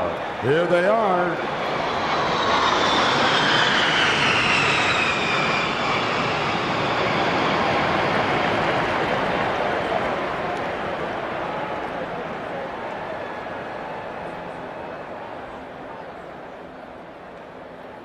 Race fans, as you know, the Indy 500 is all about traditions. This year, with our troops returning home each and every day from the victory in the Persian Gulf, there's special meaning to the singing of Back Home Again in Indiana. And it's my pleasure and honor to introduce to you Mr. Jim Neighbors.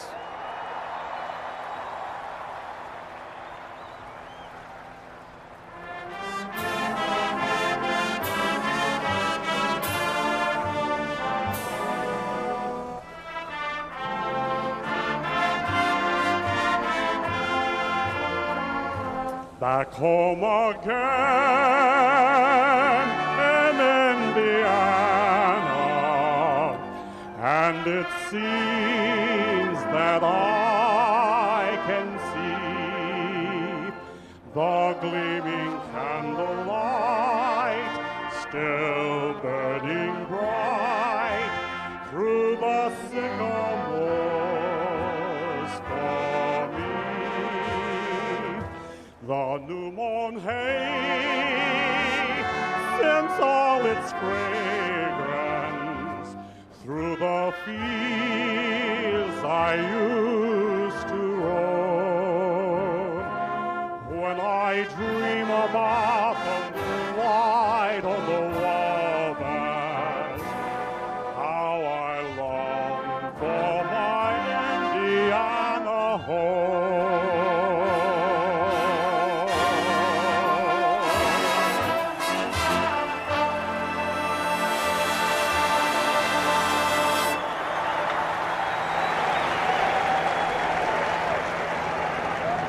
We now direct our attention to the head of the starting field as we await the time for those magic words.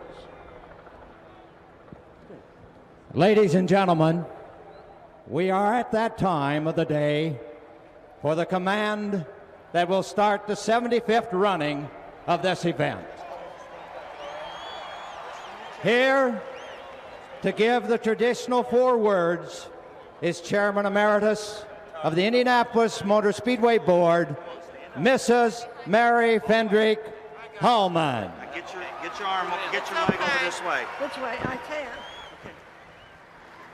Just say it now. Gentlemen, start your engine.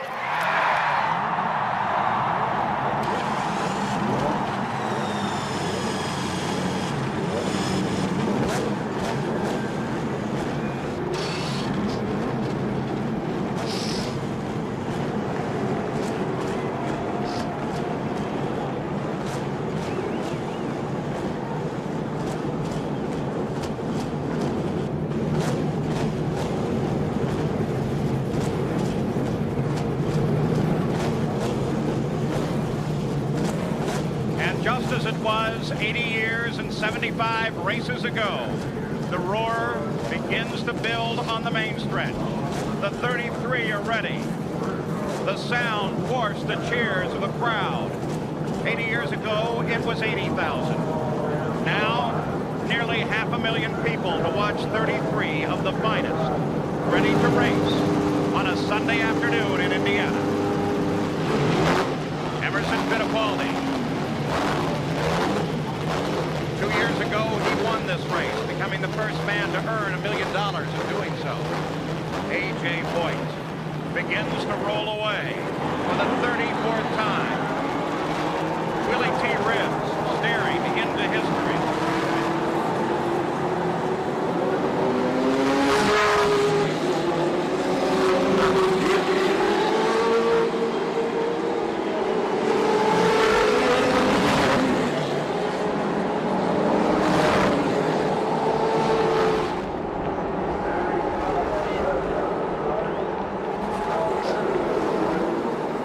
Danny Sullivan's car did not fire.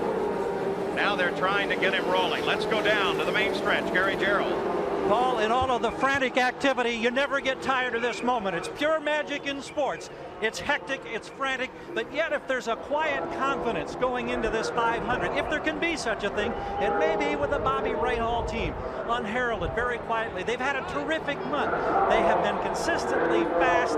They have had few motor problems. Remember, he was second in this race a year ago. He's been second in every race thus far this year. He starts in the second row. He and his team think this could be the day he gets his second Indy 500 win. Paul?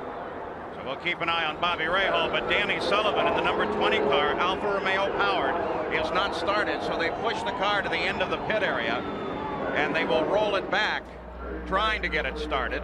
He has 3 laps before the green flag to try to get it into position. Our onboard cameras, Al Unser Jr., you look over his right-hand shoulder. Back from the Viper, the Dodge pace car, looking at the front row.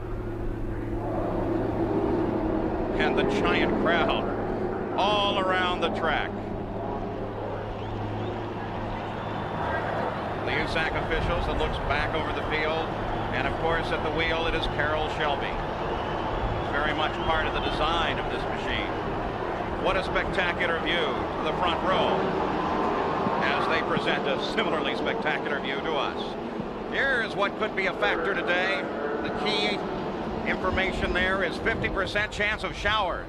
The team's strategies, no doubt, will revolve right around that. And there is Gary Bettenhausen, one of the big stories today. Here's Jack Arute. Paul, 51 weeks ago, Gary Bettenhausen was resting in a hospital in California with 3 broken ribs, a separated shoulder, and extensive burns. Gary Bettenhausen has not driven a car since last year's Indianapolis 500. You've heard him tell us this is the best ride he's ever had. He's never won this race. He'd like to win it for his family. Can he do it today? See him back there on the inside of the 5th row. And AJ, the center of the front row, he surges ahead. Let's go down to Jerry Punch. Well, Paul, when you consider the mutilation and near amputation of A.J. Foyt's feet occurred just 8 months and 3 days ago, even those in the medical profession marvel at how far he's come. And there are those that believe that his still swollen, very sensitive feet could pose a problem today. With the vibration of the chassis that will elicit pain that he has felt all month long. But with prolonged immobilization, numbness could set in. But A.J. has a solution. He'll simply bang his feet against the pedals. Yes, the pain will come back, but so will the feeling. Paul? A.J. Foyt with a long battle ahead. Now, on the line here today for Foyt and the 32 others, 200 laps around the 2.5-mile track, 500 miles. In this Valvoline race analysis, the average speed, a record set last year by Arie Luyendyk, 185.9 miles an hour. The field here, the fastest in history at 218.5 miles an hour. We'll have plenty of Valvoline statistics for you throughout the running of the 500 miles. Danny Sullivan's crew, Patrick Racing Team, they work on his car, trying to get that engine to fire. One of those already running, of course, is Rick Mears, the pole sitter. You look ahead to the Viper pace car from the inside of the front row. Here's Gary Gerald. All 7 times Team Penske at Indianapolis has gone from a spot here on pit road to victory lane. And they've got 2 great contenders, of course, in Mears and Fittipaldi today. Mears setting the pace out there now from the pole after a violent crash the day before qualifying. His crew worried about those mechanical unexpected failures. Could it happen again? As for Fittipaldi, he's starting in row 5. The concern of his crew, how many risks will he take from row 5, getting through traffic to battle for the lead? Knowing Emil, it could be very exciting. Paul? The engines in this race dominated by Chevrolet, but it will be a fight throughout the day between the Chevys and the Buicks.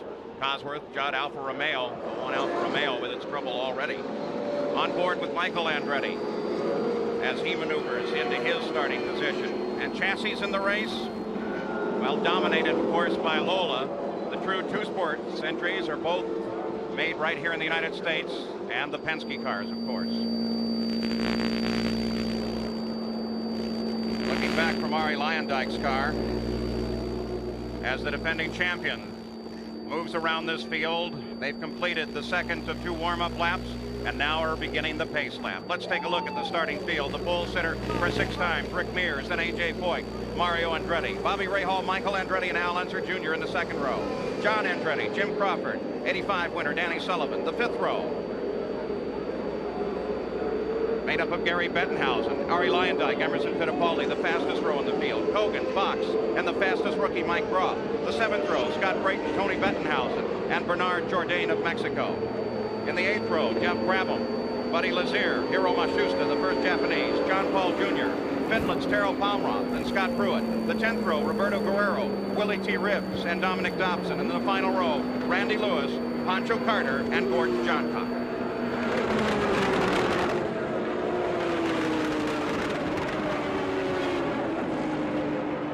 In the pit area, they begin to slide the cover back on Danny Sullivan's car as the field approaches turn 3 on the pace lap. And Indianapolis tradition tends to rule.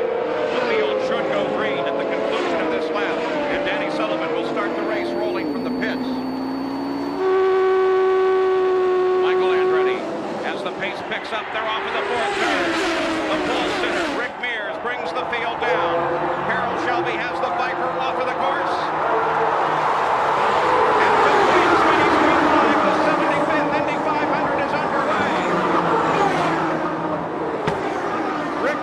Comes to the lead.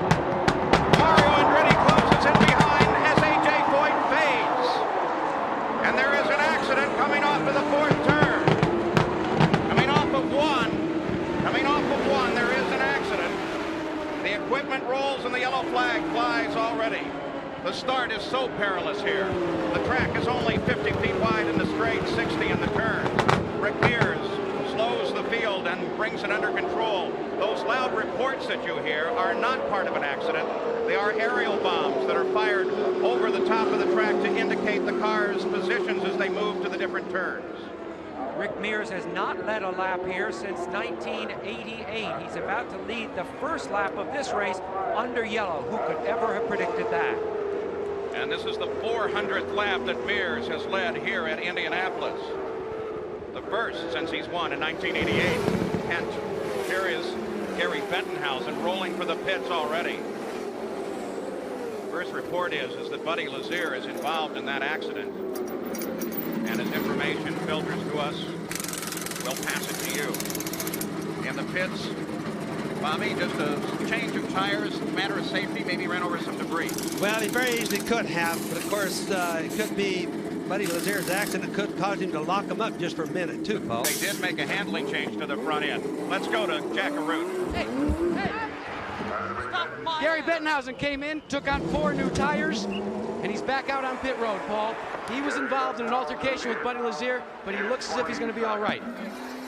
You're looking at Buddy Lazier's car. The nose has been taken off, and the crew is trying to decide now what they can do about it. Buddy, just 23 years old, lives in Vail, Colorado.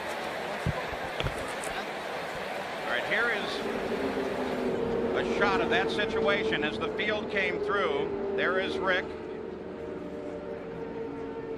And you saw Gary Bettenhausen lose it to the inside. Lazier caught the wall with the nose and was able to continue on. So Gary Bettenhausen, Bobby, looked like he was part of that. Yes, he did. You know, from the rain washing stuff down, he was very low. Let's look at it right here. Gary's very low, completely below the white line. What happens? He's in the turn. The water from all the rain has washed all the debris down there, made it extremely slippery. Now, Gary really should have known that. He's been here enough years for that, Paul. And so the changing surface already affecting the Indianapolis 500.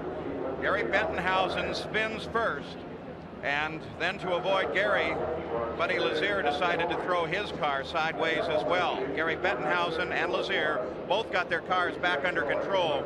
No effect. Look at all the paper and debris that's on the track in that area. See, Lazier did a complete spin around right there on the left. You can watch his nose hit the wall, took the nose right off. Probably going to put him out of the race because that's where the brake master cylinders are, Paul. Well, that damage to his car really shouldn't be a problem as far forward as it is, Bobby. There it is. You see the 51 car. That's Bettenhausen. You can see that Lazier, as a rookie, in turn 1 of his first race, is confronted with a spinning car right in front of him. Tough assignment. The entire front end is going to be bent on Buddy's car. It's not going to be safe to run even if they attempt to. It's going to be out of alignment and everything because he hit pretty hard. Well, let's get an update on Danny Sullivan's situation. Here's Jerry Punch. Well, the bad news was they did not get to make the start of the race on the track. The good news, they found the problem. It was a drive cable that goes to the fuel pump that they have repaired here in the Pat Patrick team. I spoke to Pat Patrick. They have it repaired, and Danny will be able to race now, but unfortunately, he's lost some time. Paul? But this yellow will really help. At least they're not rolling laps away at high speed while we're under yellow here at the start of the Indianapolis 500.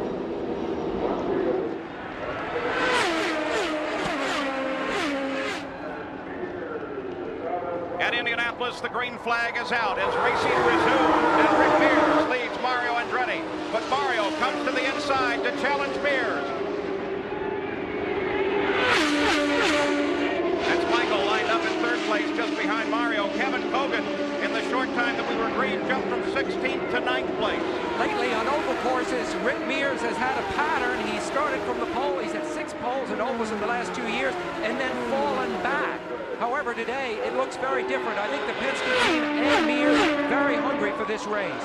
Well, Sam, everybody's kind of laughed about this, always falling back at the beginning of the races and never trying to lead the first lap.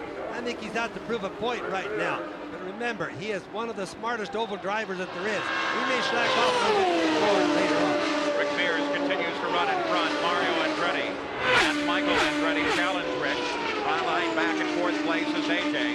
As the field, for the most part, is strung out, that owing to the fact of the accident early on. Now, remember, Danny Sullivan is out and running, and because of this yellow, he was able to join the race on the leader lap. So everyone runs with the leader, Rick Mears. Right now, you can see that, like with Mario there, that he's using a lot of track. He's going way underneath the white line. And Willie T. Ribbs comes in to the pits. Some sort of mechanical problem. Doesn't look good when they go to the Zeus fastenings on that collie. They're going to take the top of the car off. And usually the first thing they do is change the electronics on the car because it's easy to change, and it often is the problem. So they change it as a matter of course. Teammates duel here.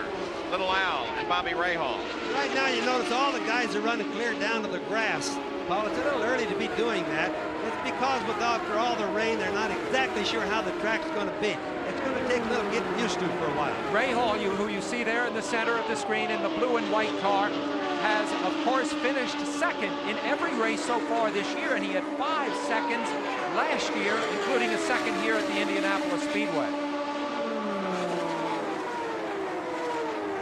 Allenser Jr. being chased by his teammate, Bobby Rahal. Rahal has had a very quiet, efficient month of May. 3 times this year, in the only 3 races leading up to Indianapolis, Rahal has finished in second place. Allenser Jr. touches above 220 miles an hour. You know, it's possible, Paul, that with this strong south wind, they're going to be hitting 230 there as we see him go down the end of the back straight. But Sam, if the wind's got to blow, which it certainly is blowing right now, and there's no rain, that's good, and it's blowing in the right direction. In Indianapolis, as long as it blows from one end to the other end, it's pretty nice. It's when it blows across the track that's really messing the driver up a lot. Exactly. The effect that Rick Mears described to us before the race began was that the car would understeer a little bit as they went into turn 3. So far, that has not caused anybody any trouble. We continue to watch this fight for 5th place. A.J. Foyt sits just ahead as Allenser Jr. holds off and charging Bobby Rahal, and Rahal's closing down. By their natural instincts, by the drivers being smart, and especially after Gary Bettenhausen's and Buddy Lazaire's accident early on, they're all just being careful right now. They're really feeling out a brand new green racetrack, and they're feeling out the aerodynamics or the wind buffeting from the other cars right now, Paul. Gary Bettenhausen, after that first lap spin that brought out the yellow, is in 26th place, while Buddy Lazaire is being pushed back toward the garage area. Perhaps he is out of the race. It would certainly seem so. Yes, he's definitely out of the race. You can look right at the front of his car right there and see pieces are missing, Paul. The master cylinders and all are gone. And already the leader, Rick Mears, begins to close on the back of the field. They just went around Randy Lewis. Rick Mears, who started racing here in 1978, had never even spun out, much less had a crash here at Indianapolis. He had the first one this year, broke a long string. Of course, he came immediately back from that accident and set the car on the pole. Now A.J. Foyt being pursued by Allenser Jr. They both come past Randy Lewis. Little Al tries to move to the inside. A.J. holds him off in turn 1. Flies across the short chute. Bobby Rahal continues pursuing Little Al. A.J. can be a little superstitious, and he remembers that he has never led the first lap of a race that he went on to win. So everybody talking so much about his leading that first lap, I'm not sure he really had his heart in it, Paul. Sam, I don't really think he did. I really think that Foyt's a lot smarter than maybe people are giving credit for. He's been here, like we said, 34 years. Leading the first lap is not important. Not having an accident, obviously, by looking at Gary Bettenhausen, was important. And Allenser Jr. closing now on A.J. Foyt. Little Al battles with him and sticks his nose ahead as they go into the corner. So Little Al is up to 4th place.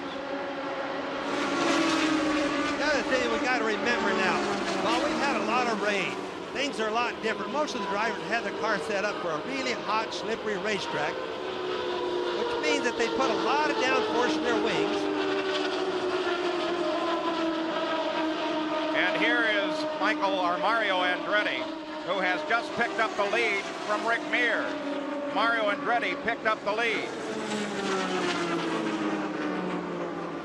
So we're seeing some tremendous action here at the start. Watching one battle for 4th. Suddenly, Mario is able to slide past Rick, and Rick begins to fall backward a bit. Now, is that a problem with Rick, or is that Rick setting his pace? Well, it's been kind of a normal thing. I think it's Rick Mears.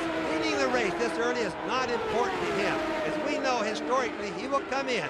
Pit crew will change his car and he'll be good again. But now Mario is a charger. He's a charger from the start. He's a charger till the end. So I would have expected this, Paul. An analysis of the qualifying time suggests that Mario's car is set in such a way it has very little more top speed than it has turn speed. He spent all month setting up for this moment when the race would begin, and he had a car that really felt stable underneath him. Obviously, he's using it to full advantage. So very early on, plenty of fights here on the course. Rick Mears now moving around the traffic. That's Tero Pomerantz of Finland that lies just ahead. And Michael is coming up to challenge Rick. They both come out to the inside on the backstretch. Wow, so close together, and Michael Can he hold on down the inside? Oh, it's going to be tight. Oh, Rick holds on. You never used to see him do that, run that high groove to defend himself. Incredible driving, Rick Mears. So very early in the Indianapolis 500, 13 laps complete. Now we're with Michael. He darts to the inside, out into clean air, is alongside Rick. Now that was a good draft that got him by there. And what happened the turn before that is he really didn't see Michael or Rick then until it was a little bit too late. They have a blind spot right behind him to the left and to the right. You have a blind spot for a second. Once you commit to going in the turn, especially at the speed these guys are going, like 225, 230 into the turn, Paul, they can't change their way too fast. It's incredible, isn't it, Bobby? He never flinched, though, and he ran that secondary line, that wider line, and made it work for him. These are the best. There's no question about it, Tim. Right with Rick Mears through that very wide fourth turn because there's a pit lane down to the inside. And Gary Bettenhausen has just been lapped by Mario Andretti, and he lies just ahead of Rick Mears. There's a big difference in the way the cars are set because of this rain, too, Paul. I just wanted to mention because a lot of the drivers set their cars for a lot of downforce, thinking that there was going to be a hot sun shining on the track. The track would be real slippery. Now, what it's going to be is it's very cool outside. There's clouds over. There's going to be no sun. The track is going to be extremely fast. The guys that are set better for straightaway speed are probably going to do better, at least at the early part of the race. There are 4 Andrettis in the 500. Mario leads it. In second place is Michael Andretti as we keep an eye on A.J. Foyt. John Andretti just got around A.J. as John charges forward. Yeah, and these 4 Andrettis are hardly clones of each other. They're very different looking. They have very different attitude. One thing Mario taught the boys, Bobby Cheever there, moving past AJ. The one thing that Mario set an example for is mental toughness. These guys are tough. In the pits, Jack Arute keeps watching A.J. Foyt. And Paul, it's not a physical problem with A.J. Foyt, it's a car problem. He's radioed into his crew chief, Phil Casey. The car has a terrific push to it. He says he's having a great deal of difficulty keeping it on the track in the corners. So A.J. Foyt struggling with a problem. Mario Andretti leads. He led the 1966 500 at age 26. Now he is the oldest leader of the race at age 51. And I'll tell you one thing, Mario can see the spectators from where he is, and he's told me often he gets a terrific reaction from them. They're rooting for him. It's fabulous to see Mario lead this race, and he knows the spectators are pulling for it. Willie T. Ribbs went into the pits a bit ago. He has remained there since that time. Jerry Punch, you have an update? Paul, the lifelong dream may be over for Willie T. Ribbs. On the restart, they lost a cylinder in his Buick V6. He currently has 5 cylinders. The Derek Walker crew now with changing the plugs, trying to figure out what the offending cylinder is. Possibly can fix it, but it looks very doubtful. Paul? Now for over 8.5 minutes, Willie's car has been silent in the pits. But if there's a crew that can do it, directed by Derek Walker, that team certainly can. What a terrible moment for Willie. How horrible it must be to sit there and watch the rest of the field string past, but not this car. Eddie Cheever, who just made that brilliant pass a moment ago, is rolling very quietly down to the edge of the course. This could bring out a yellow flag if that car remains in a precarious position. Well, as long as he's still rolling, they'll keep it green, but he's just about to stop as we can all see right now. That's awfully early. Too many cars dropping out this early. This early in the race, now 18 laps into it, Bobby. Are we in, as there comes Emerson Fittipaldi past AJ, who is still struggling with that car. If they go yellow, wouldn't this be an opportune moment for a stop? Well, it really would. This would put them within the window for certain sure. In fact, I think they'd be foolish not to do it right now. And the yellow flag, in fact, does come out, slowing the field. And in doing so, it comes at a most opportune moment for the cars to come into the pit. So now all of the crews, you can see them begin to lay out their equipment ready for a pit stop. But Paul, remember, the yellow came when they were coming off of turn 4, so they've got to really complete a lap before they can come in and take advantage of it. Gordon Johncock, who started 33rd, is one of the first of those to make it back into the pit area. He actually was able to anticipate the yellow on the backstretch. The leaders pass the line now and coming around ready to make their stops. Both of the Andretti's come in together. Rick Mears comes in together. In fact, most of the field will probably take advantage of this yellow and make a stop. Al Unser Jr. makes his stop. There's Michael. Mario, the leader of the race, but who will come out first after these stops?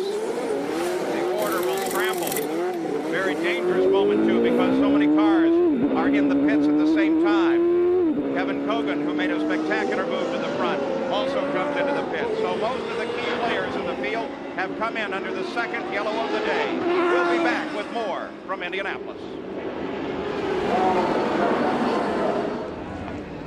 Roberto Guerrero climbs out of the car. These cars can take some incredible punishment. They are designed with so much safety in mind. That's one of the Alpha cars now, one of the two Alpha cars in the race Roberto's driving. And of course the other one is driven by Danny Sullivan, so a star-crossed day for the Alfa Romeo team. And A.J. Foyt with his hand up indicating he was in that the he's crash. going. Look at the left front. The wheel is not making contact with the road. Not at all. He's damaged that suspension. And that looks to be rather permanent damage. Yeah, in fact, Bobby, can that be repaired at all? No, there's no repair there. That's going to be permanent, Paul. Like you said, that's probably going to put him out. Gary Bettenhausen back in under the last yellow. He made a stop for 16 seconds in and out. And A.J. is waving. Is he saying goodbye? Yeah, I think it might be that. The crowd saluting one of the greatest drivers ever in the history of the sport. Is this the last moment? What a terrible way for A.J. to end an Indianapolis career when this day held so much promise. You can see it's bent pretty bad because the left front tire doesn't turn, Paul. It's off of the ground when he's going straight, so it's bent. Unless they want to do a real long repair job, that's the only way they can get him back in. The field leaves A.J. behind. The crowd stands to salute the grand champion as he rolls down off the fourth turn and into the pits. For sure, the car would have to have at least an in-car left front corner. That would be the least amount of damage done. There had been so much speculation before the race. Would his success in qualifying cause him to decide to come back, perhaps for a 35th year? I think the signal that you see him making from the cockpit right now suggests no. This is the farewell of A.J. Foyt. And Sam, I don't think it's bothering him all that bad. I think he's made this race his 34th start. You can see Foyt is never this happy. I've never seen him drop out of a race and been happy before.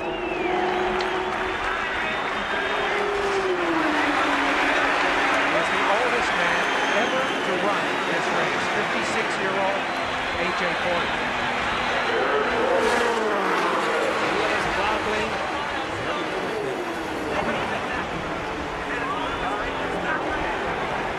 Limping back to the pits on the 25th lap of the 75th Indianapolis 500 to a standing ovation, Anthony Joseph Foyt Jr., who prefers to be known simply as A.J.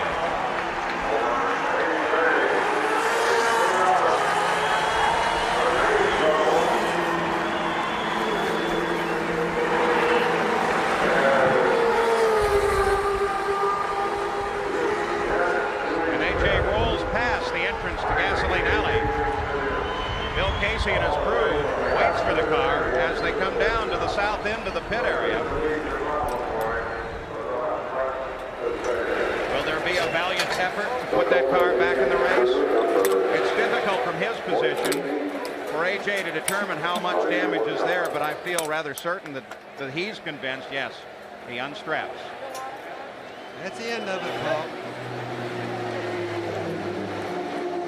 They continue to work with Kevin Kogan at that accident site after he was involved causing this yellow with Roberto Guerrero.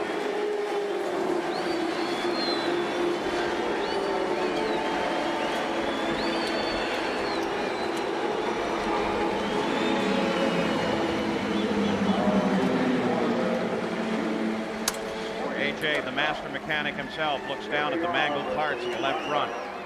No doubt wondering, is there a part, is there something I can do? But I'm sure there's not. Well, you know, Paul, he's the one that's going to make the decision, believe it or not. When he takes his helmet off, he'll look at it a little bit more. And if he decides to fix it, believe me, the guys will start working.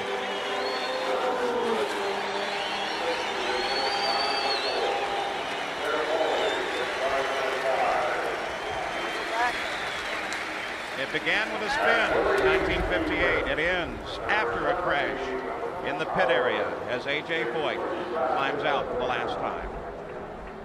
The car now starts its lonely trip back to the garage area and gasoline alley. You see that little rod sticking up there? You can see that's part of the steering, Paul. Now AJ out of the car is with Jack Arute. Well, AJ Foyt, the car is battered and bruised, but you've come back here and you waved to the crowd as you went around. Was that a special moment for you? Were you saying goodbye? Well, I don't know. I was very sad. I thought we'd do good, but we had something malfunction in the pits or we wouldn't have been back there. We was kind of playing it cool. We tried for the lead and didn't get the lead at first, so we just wanted to run the race where we had it planned. And everything was going good till we had our pit stop. I don't know what happened. Well, that was an air wrench that malfunctioned on the left front of the car, and they were working on it, but you maintained your composure and you went back out. What are your thoughts right now when you see this, the possibility? Is it the end for you? I don't really know what I'm going to do. Everything's going through my mind right now. When you had a chance back in 1961 to talk to Ray Haroon, you asked him, when did you know that it was time to quit? Because he quit when he was in his mid-30s. He said it'd come to you. Has it come to you? Well, not really. But I make a statement or commitment. I usually try to live with it. Paul, he wants to keep the option open. And I'm sure were he to commit to retirement, the fans would not hold him to that promise. Willie T. Ribbs out of the race as well. Here's Jerry Punch.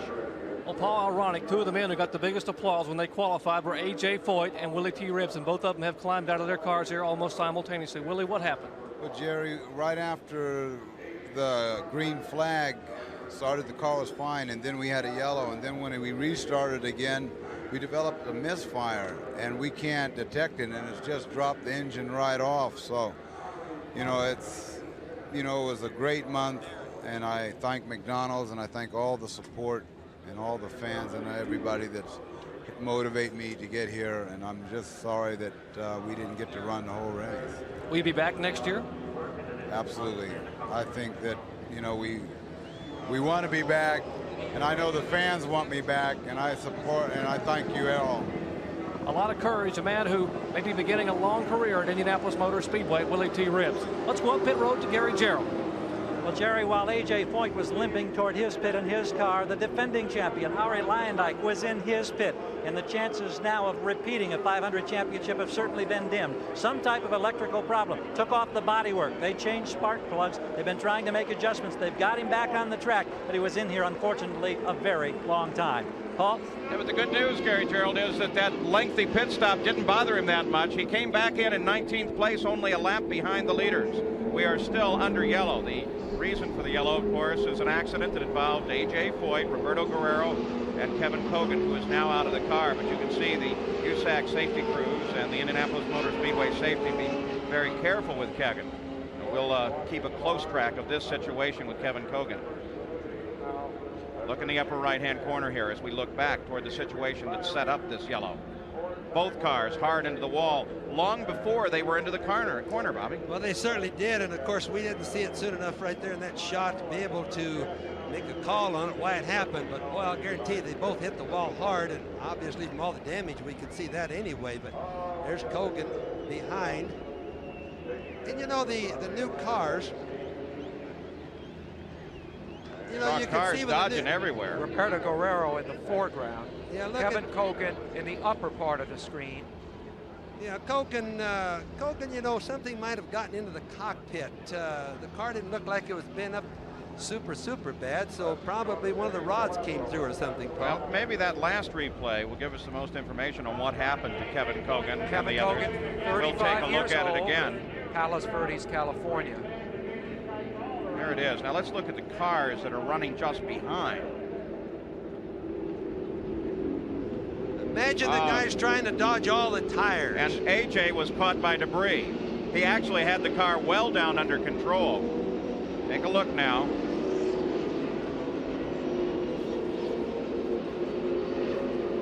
All right, now watch AJ Foyt's car. It's the black car on the inside. And Sam, a piece of debris right there. And see that debris bouncing in front of AJ's car? That debris is a tire. Boy, he hit a tire and hit it hard, Paul. It's almost too small, Bobby, to be a tire. It looks like another part of the wheel assembly. Perhaps the brake caliper or something. Whatever it was heavy, and it did incredible damage to the front end of AJ's car. And Kevin Kogan caught the wall on both sides of the car. He is now in the ambulance and going back to the Hanna Emergency Medical Center here at the track. One more look. Both cars hard against the outside wall at a most unusual place. I've not seen an accident in that area of the track in a very long time. They ride the wall and then they come off the wall with the rest of the field coming down. And you know what Bobby said about it seemed as if Kevin might have been hit in the head. He didn't seem to be sitting forward in the cockpit as he crossed the track. They cheer A.J. Foyt as he leaves the track. ABC Sports coverage of the 75th Indianapolis 500 will return after this message and a word from our ABC stations.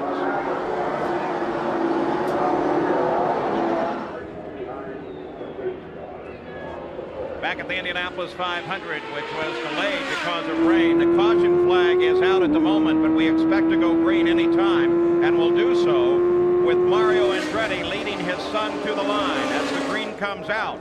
Now, we've already had a series of incidents in this race. On the very first lap, we had a spin from Gary Bettenhausen, and look at the battle for the lead. There's Mario and Michael fight it out, and Mario gives way to his son. Michael has the lead of the race. Bettenhausen spun. That sent Buddy Lazier into the wall. Lazier is out of the race. Bettenhausen replaced tires and is back in the action. There are 4 Andrettis in the top 10 right now. John runs 6, Jeff runs 10. I still think it's amazing to see a father and son race so close and so hard against each other like that. As I said before, they don't cut each other any slack. We had a caution then for Eddie Cheever, who was already out of the race with a problem. And Rick Mears began sliding backwards from his pole position. Then the yellow flashed on again as Roberto Guerrero and Kevin Hogan got together on the north chute. And as they ricocheted off the wall, debris plummeted down and hit the left front of A.J. Foyt's car. And A.J. Foyt is out of the race. This race is only 34 laps old. We're approaching the first 100-mile mark. Now you can see Rick Mears working a little out right now. Now, Jack Arute tells us that he made an adjustment to the rear end of the car when he came in for his pit stop, like we thought he would. Probably put a bigger wicker bill on the back of the wing, Paul. Now you can see him start working a little out, so his car is definitely gaining. And whatever they did has obviously helped Rick as he comes up inside a little now. I think Rick look at how he came off that corner, though, Bobby. Seemed to push coming off the corner. Let's keep an eye on Rick Mears. He's definitely pushing, Paul. There's no question about it. That means the adjustment that he made to us too much, because there comes Rahal by him now. Rahal gets him on the inside. So Rahal saw whatever it was with Rick. Now Rick's going to come right back at Rahal. No, he isn't. Look at the desperate trouble he's in, Paul. When he goes down that low, look at him down. He will be almost on the grass when we get around to turn 1. That's turn 4 there. That means he's got a real bad pushing condition. That's the line you see him take when the front end just will not bite as you go through the turn. He's in a lot of trouble. He's going to lose a lot of ground in the next few laps. Look at him down onto the almost onto the grass. Using a tremendous amount of the course. We're accustomed to seeing Rick Mears drive with precision. That's not what we're seeing now. He is obviously struggling with that car. Now all he can do now is slow down in the turns, because with the front end pushing like that, he would just soon hit the wall or wear out the right front tire. So he just got to slack off. He can't come in now. It's too early to come in after the last stop. He'll have to put some laps on, hope for another yellow, or run out as approximately 33 to 35 laps of green before he can hit again, Paul. Remember, the last time Rick won this thing, he fell a full lap behind and was able to make it up. He knows how to save the car.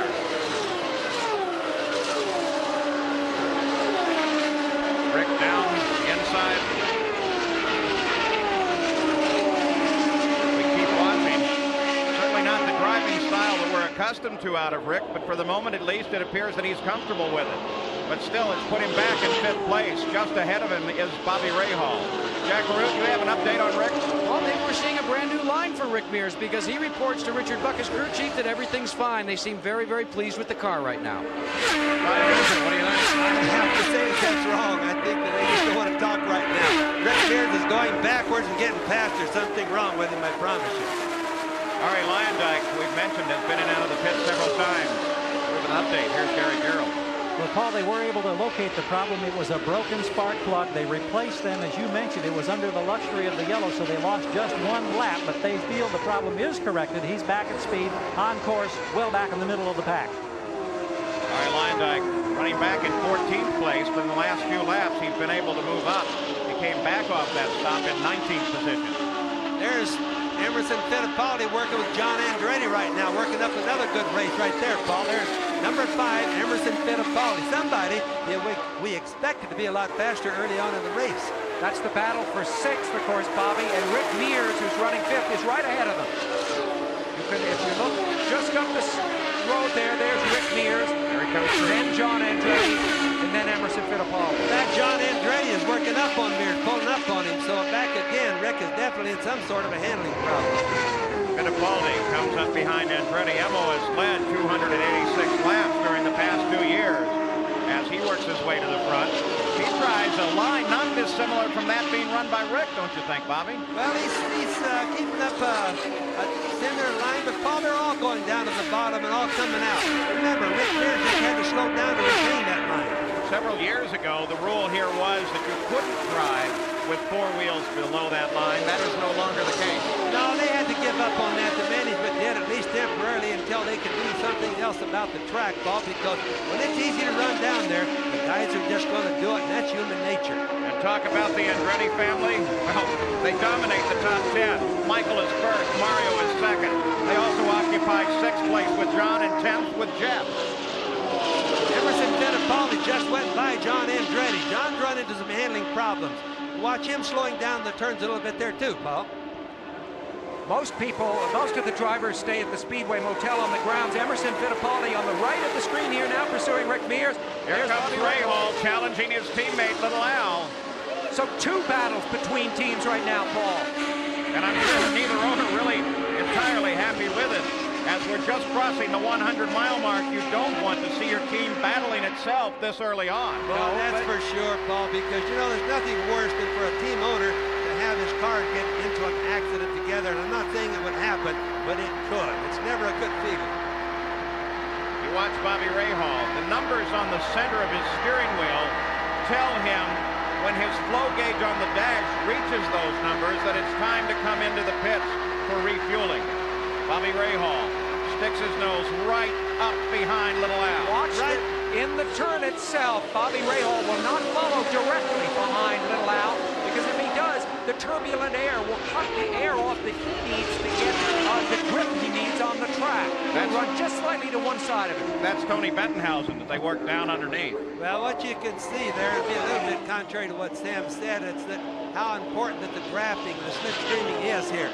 Watch Rahal right there, and he has to use the slipstream. Little Al was using the car ahead to try to keep Rahal from passing because he needed that slipstream to stay ahead. But everything around here is like a flywheel.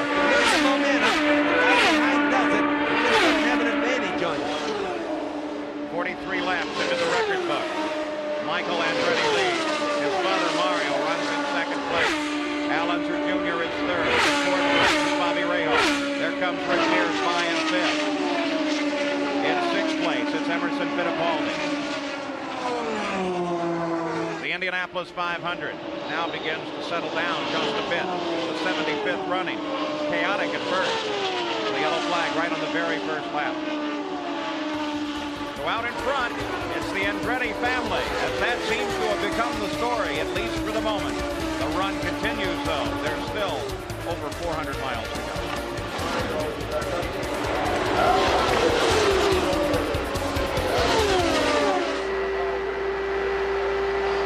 Bobby Rahal and his teammate Al Unser Jr. have been dicing it up for 3rd place. That fight continues. There's plenty of sports this afternoon here on ABC Sports, and it's auto racing. The International Race of Champions. Scott Pruitt, Rusty Wallace, Bill Elliott are in the lead as they head into the 2nd challenge of the IROC, and that comes up right after the Indianapolis 500 here on ABC. Threading through traffic now. There is Rahal fighting with Little Al, and Rahal brings it down low, trying to take advantage of that car that may in fact block his teammate, and that is Jeff Andretti just ahead of him. Boy, that's racing in the short chute, Paul. That's kind of rare, especially for 2 cars and running as fast as these 2 are. But what happened was Rahal was able to draft a little bit, get a run of Little Al. Little Al got caught up in traffic. Now, that's the easiest way that there is to pass here at the Speedway, in the way that the guys always look for the most. In the meantime, Michael Andretti stretched his lead to over 7.5 seconds over his father. You're on board with Bobby Rahal as he comes alongside of Jeff Andretti. Waves thank you to the recognition that he was there and giving him a clean shot. Jim Crawford's car has been retired as a crew member puts a helmet away, and Jim Crawford's day is done. Driving here for Kenny Bernstein. There's a lot of courtesy. You saw Ray Hall's little wave there to Jeff Andretti. A lot of courtesy between the drivers out there on the track. They really owe their lives to each other. Another great story here. Scott Brayton has a strong run going. He's managed to move up into 7th place. Now let's get an update from the Emergency Medical Center. Here's Jerry Punch. Dr. Henry Bach has come out of the medical center. Henry, what's the status on Roberto Guerrero and Kevin Kogan? Roberto Guerrero has suffered a small bruise to his right shoulder, and he will be released from the hospital here shortly. Kevin Kogan is complaining of some right arm pain and some right leg pain. However, he remains awake and alert. That is very good news. Kevin Kogan makes a trip to the hospital, but that's a much better report than we may have expected considering the length of time it took to get him out of the car. Here comes Bobby Rahal alongside of Emerson Fittipaldi. Rahal runs a high line here. Fittipaldi keeps down low and then dials off the low side of the corner. So Fittipaldi is able to keep Rahal back in an ongoing fight for 4th place. There's a deal where Fittipaldi had about 4 cars making a draft for him. Boy, he was just like a vacuum cleaner. It just sucked him right on by. Rahal, of course, got caught in the traffic, slowed down. That was it for him. As Sports Illustrated Sam Moses once wrote, Rahal is the Indy driver who just doesn't look like one. He's bald and he wears glasses, he bites his nails, he used to chain smoke, managed to give that up. You see him there on the right of the screen with the aid of a hypnotist. He's a 38-year-old who really could be 50, except for the way he performs in a racing car. I tell you what, he's been in a lot better shape more recently, though. He has stopped smoking.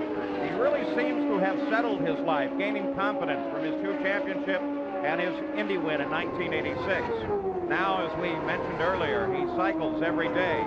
Fittipaldi comes past Jeff Brabham in the 2nd of the True Sports entries. And approaches Tony Bettenhausen and comes down inside. Rahal takes the low line as well and continues his pursuit. But Fittipaldi turns off into the pits. So Mario Andretti just ahead of Fittipaldi too. There's Mario heading for the pits. We're on lap 53. And Mario, with what appears to be a routine stop, but it will take him out of 2nd place. Fittipaldi. Penske crew working on that car. Who will come out first? The pit crews battle one another now. Mario has a little trouble re-engaging the clutch as he comes out. Fittipaldi is still in the pits. Oh, it's hard to get these cars going. People probably wonder sometimes why, but they only make about 135, 150 horsepower till the turbocharger's high. Let's go to Jack Arute in the pits. We've had a problem with Emerson Fittipaldi's problem on the pit road was the left front tire. When they exchanged it, they put the wheel lug back on. The pneumatic wrench failed. They couldn't get it to tighten it properly. It cost them valuable time on pit road, and that accounted for Michael Andretti being able to make up valuable time on pit road. Well, Mario Andretti in and out. Michael Andretti just made his stop as well. So under the green flag, on the 53rd lap, the leaders all took a look at the pits, and now the Gallus-Craco organization is waiting for the arrival of Al Unser Jr. and Bobby Rahal. Now, Paul, the reason a lot of them are making the stops maybe a little bit earlier since the last time they had fuel would simply be because they haven't had a chance to check their mileage under the green yet. That's little Al stopping. Bobby Rahal comes past the stop as well. All 4 tires, everybody's coming in now. Remember, they haven't had a lot of laps under the green, and that's the only way that they can check their fuel mileage. After this stop, they'll be able to run a little bit longer. Let's go to Jack. Well, Rick Mears, now in order to make this stop, they're trying to correct a tough condition, a handling condition where the car was pushing. They said they were going to add a little bit of wind. They drop all 4 tires and he is off and away. But remember, gentlemen, they went through 43 sets of tires to come up with 10 good sets for this race. Also, if you're looking and saying, wow, they look like they're way down the track, much closer to the pit exit than in past years, you're absolutely right. Remember, with accidents like Dominic Dobson's and Mark Dismore's, they have moved several of the pits, in fact 3 of them, down south of the gasoline alley entrance and closer to the exit of the pits to kind of clear up the north end of the track. Al Unser Jr. came out of the pits, the leader of that battle, but now It is Michael Andretti that, after the pit crews made their stops, has the lead of the race. In the Valvoline race summary after 50 laps, Mario Andretti was the leader. Started in the 3rd position, led for 10 laps. The average speed, nothing to brag about just yet. 3 caution flags have brought the average down to 164.7 miles an hour.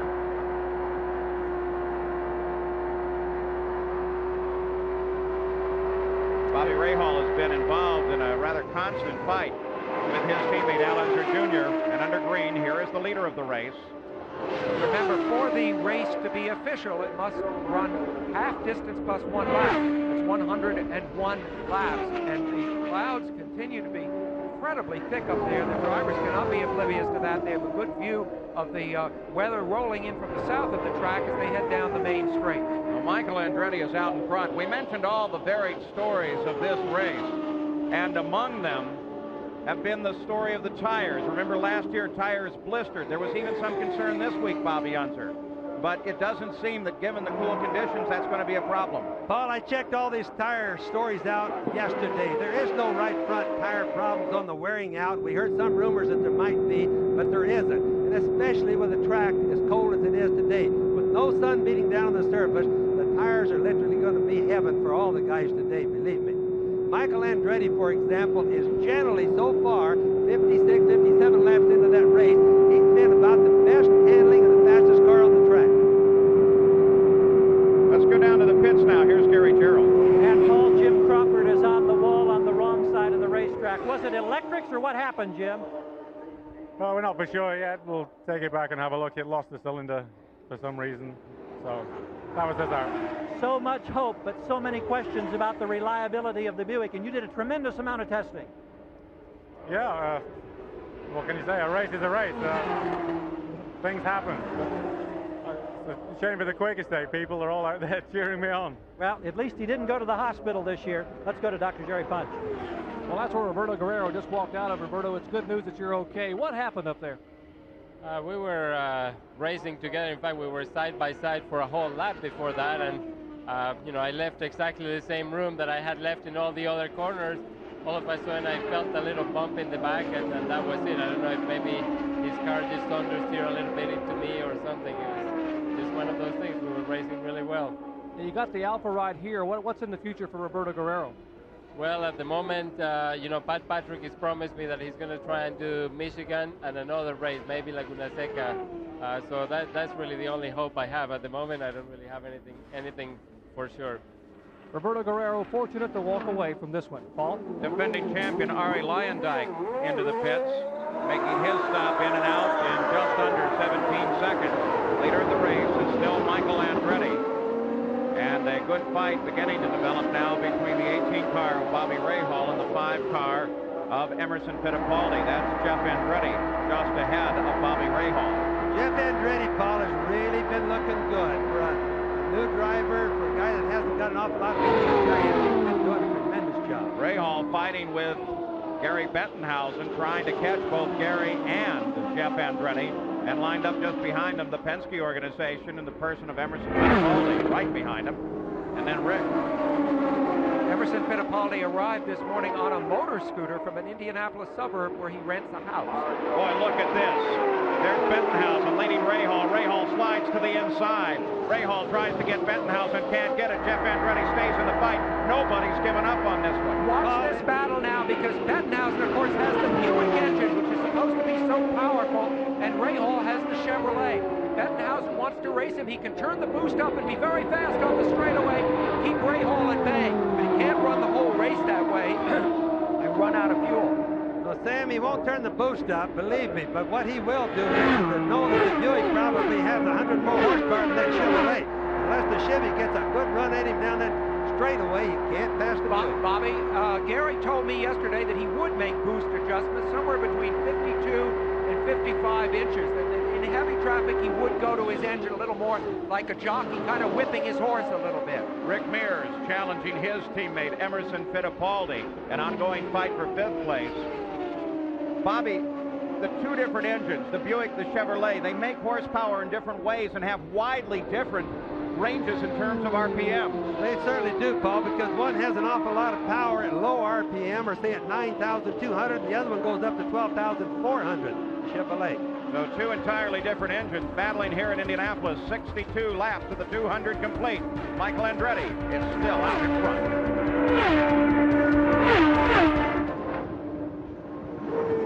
It's a lead gray sky over the Indianapolis Motor Speedway. Michael Andretti leads this race, but rain could yet be a factor. Now, we had hope that we could give you from time to time a complete rundown through the entire 33 cars in the field. We do that with the assistance of the computers that generate the scoring of the race over in the United States Auto Club timing and scoring section. The report is that the primary computer let go very early on in the race, and so as a result, we can't give you that rundown now. We'll try and help you with it as best we can. Ongoing battle for sixth place. Emerson Fittipaldi, Rick Mears, John Andretti. Well, as I looked at the speed on Michael Andretti a little while ago, 215 miles an hour. That's slow for the people that don't understand. The track means that the track is very slippery.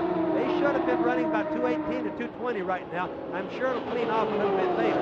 Yes, because Bobby, as we saw Michael driving from the onboard camera, his car, wouldn't you judge, seems to be handling very well? Yes, it is, Tim. Michael Andretti, by the way, is just behind this. He's about 4 seconds back from lapping those Penske cars. Let's get an update from Jack Arute. Well, it seems as if everyone is having a great deal of difficulty getting the handle, as they say, on this racetrack. They keep chasing it. In 1 minute, it tends to be a little loose. Then the car tends to push. Both of the Craco Gallus team cars are now reporting that they've got a slight push after they made the last series of pit stops. They just haven't been able to find the right combination yet. So they still struggle to find the track as Michael Andretti comes up behind Ari Leyendyk, who is running in 9th place and gets past him. Michael was 4th at Indy 3 years ago. He's broken down in the last 2 years, but both times he was contesting the lead, and he knows how to win 500 milers, as his 2 victories in the Michigan 500 attest. Well, you can just see how slippery it is. Michael up turn 4 as we watched, he went clear down to the yellow line. Very seldom we see the cars that low. Michael Andretti, of course, with now a long history at the Indianapolis 500. He leads this race. We asked him, are you still as intense in your approach to racing as ever? I think the intensity's always been there, and I think it's the same. You know, the only difference is the experience. You know, I feel a lot more comfortable now than I did, you know, back when I started. You know, I was very fortunate my first year here in '84, where I had a really good car and I felt confident the whole month. But reality struck the following year in '85 when the car wasn't right, and it was a very long month. And that's the year that I really came to respect this place. And you know, it's those type of experiences that make you feel comfortable today, because you know what pretty much what to expect now. And you know, I think that's good. And look how Michael comes up and tries to handle his cousin John, but John doesn't want any of it. He pulled alongside on the backstretch. Now they work into 3. Oh, just look how low John was running. It would make you think by looking at that he was going to the pits today. Look at, they're running so low. I don't believe in all the years I've been here, I've seen him run this low on the racetrack. So obviously, it's very slippery out there for whatever reason. You know, dropping oil, water, debris, you know, dust, things like that. The guys are really to the bottom. Rick Mears comes inside Gary Bettenhausen, not a pass from position, but Mears is trying to keep away from Michael Andretti, who is just behind. And of course, that's the battle of the Buicks we've been talking about. But how are the Buicks faring? Well, Jim Crawford is out, Willie T. Ribbs is out, Kevin Kogan is out with a crash. Gary Bettenhausen is running 2 laps down.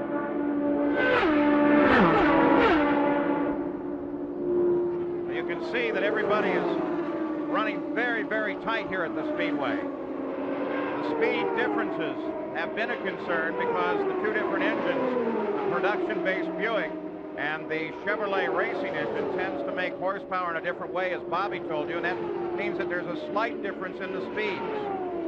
You know, the big advantage to that, Paul, is the more RPM, the better, because the RPM produces horsepower to the rear wheels. A lot more than like lower RPM would be to the rear wheels. It's just a simple thing of multiplication. 73 laps of the 200 are now complete. Michael Andretti is out in front of the Indianapolis 500, which started a little bit late. We were delayed here on the start because of a rain shower that passed early in the morning. That was raining quite steadily, very early in the morning. Then on the very first lap, Gary Bettenhausen lost control. He spun. Buddy Lazier spun as well. Buddy's car was too heavily damaged to continue. Gary Bettenhausen is in the fight, but he's 2 laps behind the leader. Then Eddie Cheever fell out of the race, and that brought out the second caution of the day. And then Roberto Guerrero and Kevin Kogan got together. Heavy damage to both cars. Kevin Kogan has been taken over to Methodist Hospital of Indiana. They're going to have a look at some pain that he's complaining about in arms and legs. Roberto Guerrero is all right, but that accident also took out A.J. Foyt. Debris from the accident hitting the left front of his car, and to a giant ovation, A.J. Foyt walked back into the garage area. So the Indianapolis 500 continues. Michael Andretti is out in front. ABC Sports coverage of the 75th Indy 500 will return after this message and a word from our ABC station. On board with Michael Andretti, the leader of the race, but he comes over to the left into the pit area and makes yet another pit stop, this on lap 78. And Gary Gerould waits for him. Indeed we do, Paul. We're wedged in between tires, fuel tanks. I've never seen it as crowded in the pits, but now we see the nose of the car. Fielding hose is engaged. He reported on the radio that everything was good. We see a tremendous amount of heat being generated from the brakes and the right rear. Smoke coming there, no major problem. Still up on the jacks. Mario came in. He wanted more stagger because he had a push. Now he's down and away. We got it right around 16 seconds on the Michael Andretti stop. He was happy with the way the car was working prior to this stop, Paul. Right on the money. Good work for the team. The timing is right, Gary Gerould, but not fast enough to keep Little Al from coming past in the first corner as Michael was coming back to speed, and now Al Unser Jr. has the lead of this race. Well, the one thing I noticed that's really strange is they're pitting awfully early on fuel. I think we're going to have to check out their fuel mileage and see if it's as bad as it looks like it is right now. Let's go to Jack Arute. Paul, let me tell you what the teams are going to do. They're going to adjust the handling through the use of tire pressure in the right rear tire. Normally, a right rear like this would carry 45 pounds of pressure. There haven't been any tire wear problems. What they're going to do is they're going to increase by 2 pounds the pressure. Now, they're radial, so they can't adjust the stagger. What that's going to do is change the spring rate in the right rear and free up the car. That's what Al Jr. is going to do, and Bobby Rahal in this pit stop sequence. Yeah, and they can afford to do that, Jack, I believe, because it's a relatively cool day. Last year, that was the problem. They wanted to use more pressure, and it blistered the tire. Al Unser Jr. completes the 80th lap, the 200th mile. He is the leader of the race. Bobby Rahal is second, then Fittipaldi, then Michael Andretti. Rick Mears runs in fifth. John Andretti is sixth. Scott Brayton is seventh. Eighth is Mario Andretti as they wait for Emerson Fittipaldi to pit. In ninth is Ari Lyondike. 10th is Jeff Brabham. 11th is Gary Bettenhausen. They are now, Jeff Brabham, Bettenhausen, 2 laps behind the lead of the race. Let's go to Jerry Punch. Scheduled pit stop for Emerson Fittipaldi. Rick Roniman and the crew will change all 4 tires. The fueling will take place, and of course, Fittipaldi running his own race. Roniman said they were hoping to get the car a little bit quicker. They make no significant adjustment on the car. A little trouble now with the left rear. They finally get the tire back on. Off the Jackson, Fittipaldi is away.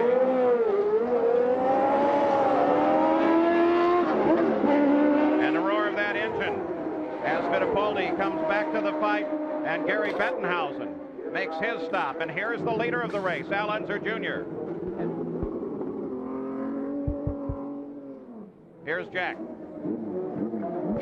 Teammates come down pit road. Al Jr. comes to a stop as the Gallus-Craco teammate Bobby Rahal also comes in on pit road. Tearing away a tearaway. Now, we told you they were going to adjust tire pressures to free both cars up.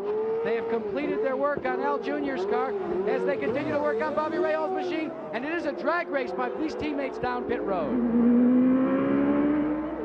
Craco Callis doing a fine job with those 2 cars. Little Al leads Rahal out of the pits, though. You know, that's kind of interesting, Paul, because they do all their pit stop practices together at Callis Motor Company right in Albuquerque, so I was kind of interested to see who was going to get out first. I think we're starting to see some rain on the lens of our onboard camera on Rahal's car. Well, we completed 82 laps. That is 19 short of a full race. clouds are very dark to the south. That can definitely figure into the race. In fact, these teams will do some incredible. Terrell Pomeroth has a fire in the engine compartment. He's not in danger, but he wanted to get it stopped as quick as he could. Now they're trying to get his helmet, which is snapped on a little tether to the side of the car to help keep his head upright. He's one of the biggest drivers too in the race. It's hard to get him in and out of a cockpit. And we go yellow with this situation as there's Terrell is out and free of the race car. When you're in that and you're stuck in it and you don't, in the panic of the moment, you don't know why you can't get out. You could just be terrified. Now we're approaching the halfway point of the race. The halfway point being 100 laps. That's 15 laps away now. We are under yellow because of this situation, but as suggested, the clouds overhead are getting much darker. There is the possibility of the rain. That will figure into the race as well. We'll be back. Paul Newman, co-owner with Carl Haas on the Newman-Haas team. His car, Michael Andretti at the wheel, is in the lead. And just over his shoulder there, $1 million operation. They use a number 10 can to help keep the vent covered over in case of moisture. Newman, of course, has been the co-owner of this team since the early 1980s. There's Terrell Pomeroth's car being carried away. He's in good shape. We saw him wave to the crowd. Newman would desperately like to see a victory today. It would confirm and all of the years of waiting. Paul Newman board with the yellow flag. Roger Penske, he's keeping an eye on his cars. Next Saturday at 3 o'clock, 2 o'clock Central on ABC's Tour. The sport's best pair up and take aim at the $142,500 purse in the Beaumont PBA Doubles Classic live. And then at 4:30, 3:30 Central Time on Wide World of Sports, it's the broadcast premiere of the controversial Mike Tyson and Razor Ruddock heavyweight war. And what a war it is. Plus the Advil Mini Marathon from New York City. It all begins Saturday here on ABC Sports. Well, they cleaned the track up. Still under yellow from Terrell Pomeroth's fire in the engine compartment. Let's get an update on Michael from Gary Gerald. Well, Paul, of course, he's been battling up here with the lead. Just as he came in for that last pit stop, he was on the radio hollering, loose, loose, loose. They made the stop. They found a puncture in the left rear. That's why the car was loose. But the critical thing is they made a slight wing adjustment on the stop. So now, how is the car going to react when they go back to green? Will they have to go back to the earlier setting on the next stop? That's the question the Michael Andretti crew has right now. Well, Michael Andretti, of course, runs at the lead. There's Terrell Pomeroth, number 23, sitting by the edge of the course. This is what happened. You can see some puffs of smoke coming out of the back. Apparently something broke in there and set fire to the engine compartment. Looked to me like an oil fire, Bobby. Well, it could have been an oil fire, could have been fuel, Paul, because once the fuel gets to burning also, it'll burn some of the materials around there. Most likely, though, it's an oil fire. Terrell himself forgot about that tether. He was so anxious to get out of that car, you can well understand that. A driver's biggest fear is naturally fire. Boy, you can just see with him, he doesn't want to negotiate this deal. He wants out of that car. If that name sounds a little unfamiliar, he's from Finland, where he worked in the shoe business that made his family so prosperous. Very nice man. But like so many others here, his dream has been to drive the Indianapolis 500. Well, as we run under yellow, you've seen so much running in traffic. We ask a series of the drivers, what is it like to drive in traffic at Indy? Traffic is pretty tough because of the fact that the air dominates the car so much when you're running over 200 miles an hour.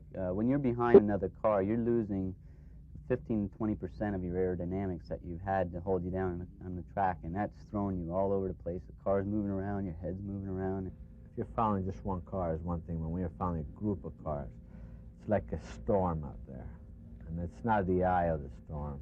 You're on the outside. I mean, you're where it's tough, where it's heavy. When I'm driving alone and there's not many cars around me, I think it gets a little boring. And then once I get a group of 5, 6 cars in front of me, then I kind of say, yeah, you know, I've got something to do. I've got something to get my way through. And it can be very exciting traffic, but you have to think for the other guy. The guy in front of you, if he's slow, there's a reason for that. He might have a problem, and he might be so busy concentrating on the turn and trying to keep his car underneath him that he might not be paying attention to you. So you have to think for the other competitor while you're trying to pass him or lap him.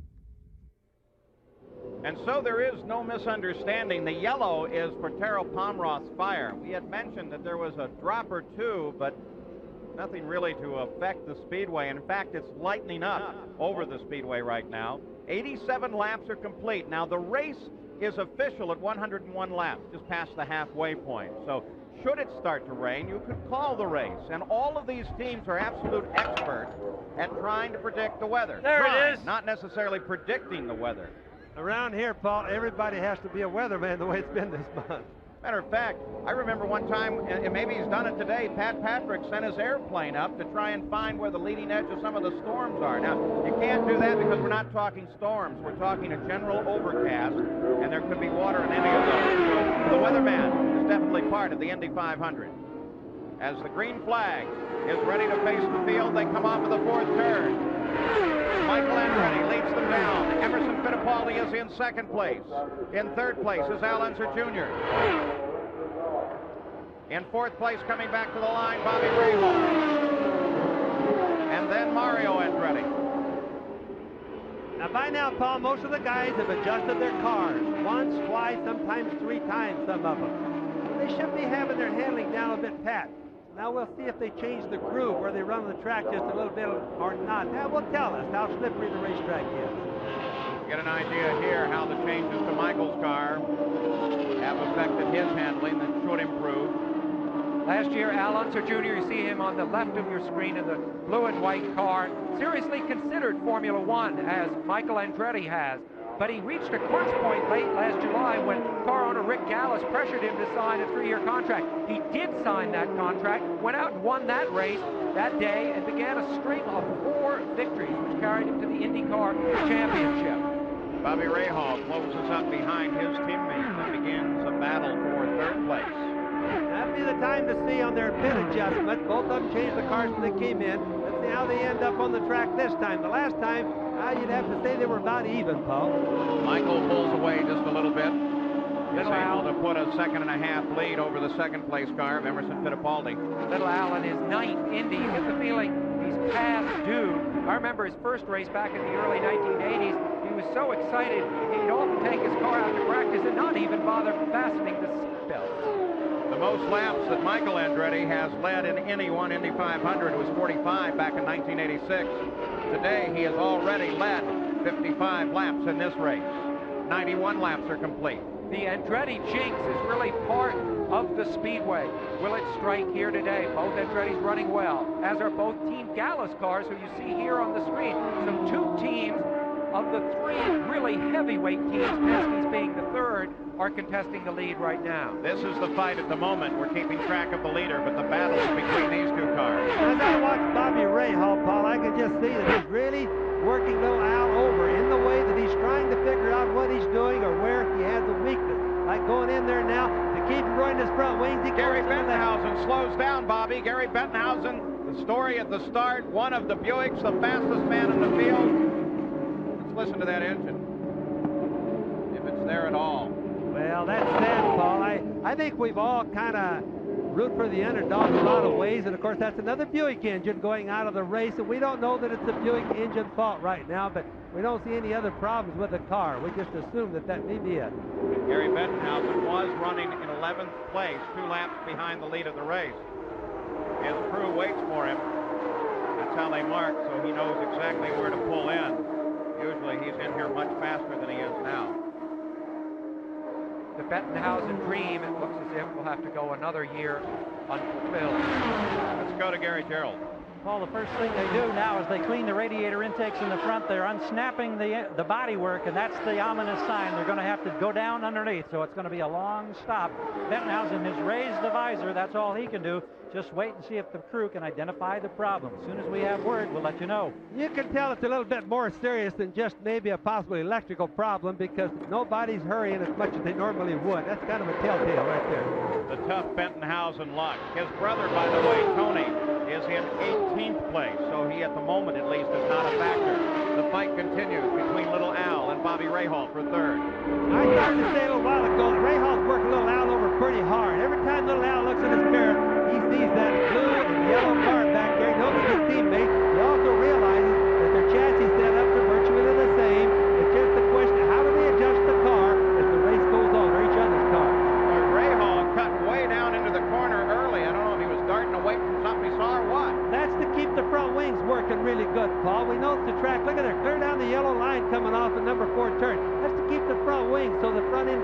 pusher. He doesn't lose the grip on the front tires. Still, that line surprised me. Rahall's wife, Dad, Michael, talked to me about their Lebanese heritage. We're afraid of failing, he told me, more than anything else. And think, last year, Bobby Rahal, see on the right of the screen, failed to win a single race for the first time in 8 IndyCar seasons. But he's really set himself some goals for this year. There's John Andretti.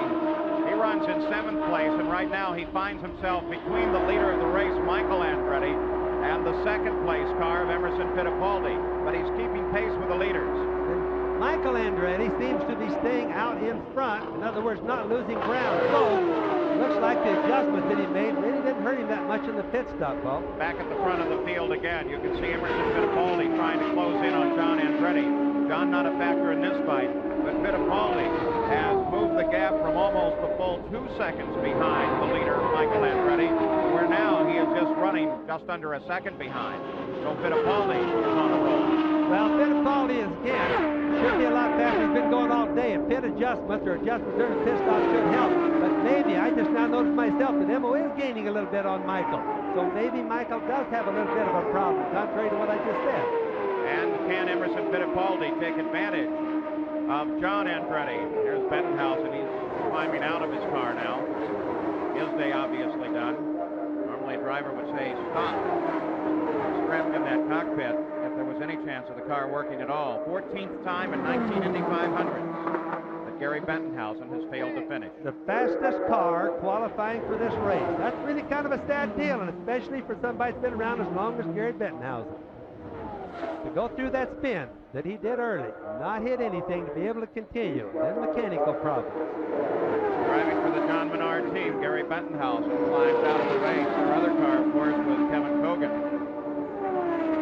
Back now watching as Little Al tries to hold off. It's hard to believe that only 1 year ago, Little Al won his first oval race. The race that follows this, just by a week, the race in Milwaukee.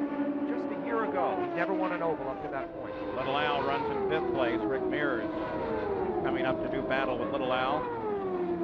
There's Rick there. And at the front of the field, it's still Michael. 98 laps are complete.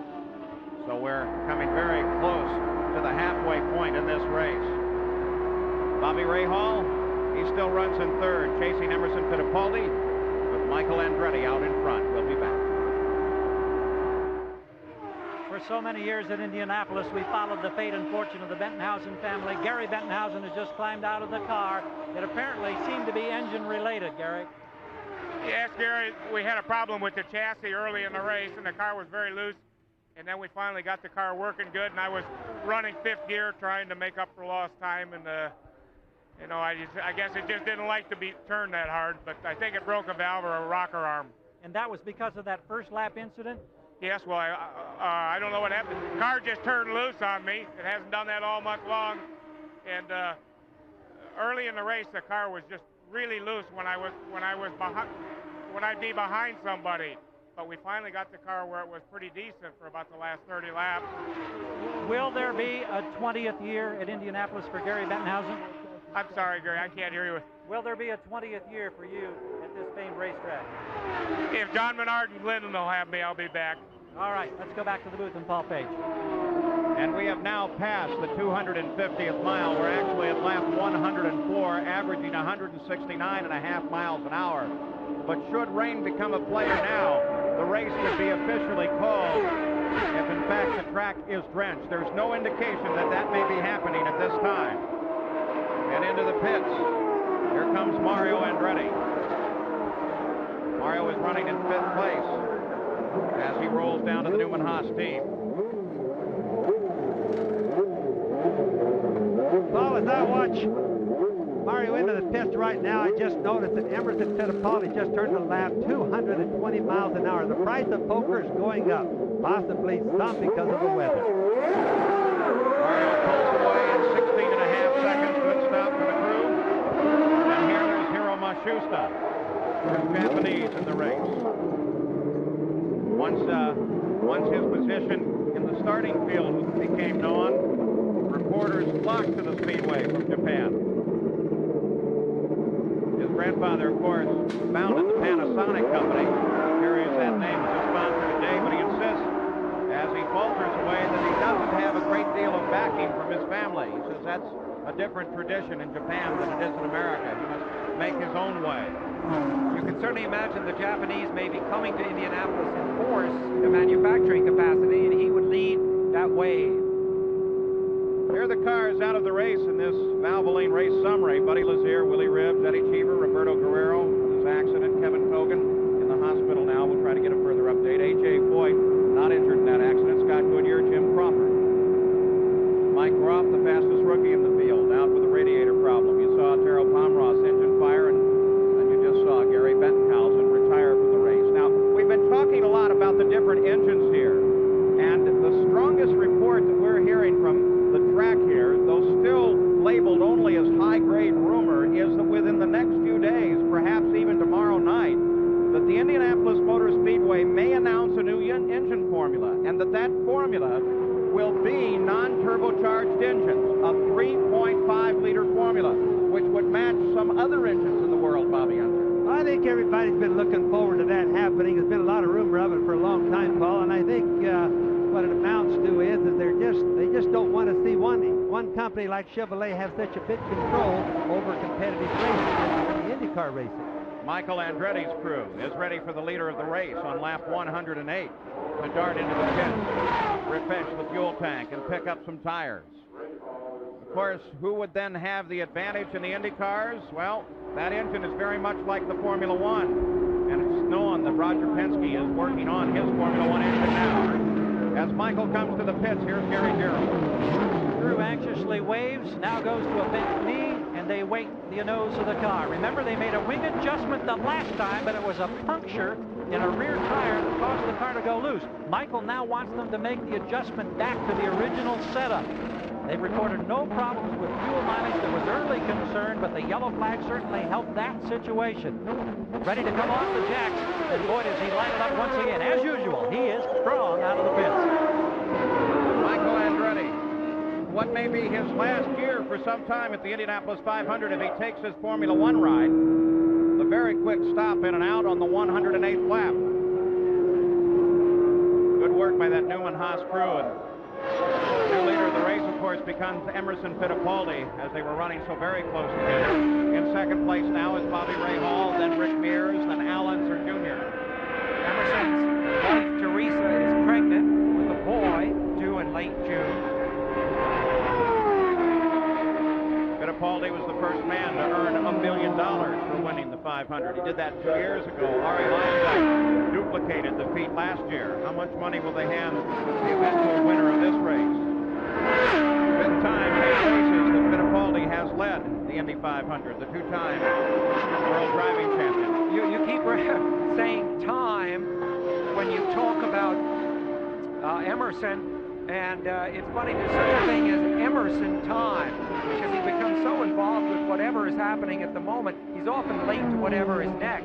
I think he's too much of a gentleman to rudely whomever he has been with, but hence the idea of Emerson time. He is, however, never late to races, and sometimes not even late to winner's circle. The Penske crew waits for Emerson Fittipaldi. We mentioned bringing the car down under the line in the corners. Well, Mario Andretti, the officials say, has been doing it too much and using it to pass, and they have penalized Mario 1 lap as Fittipaldi heads for the pits.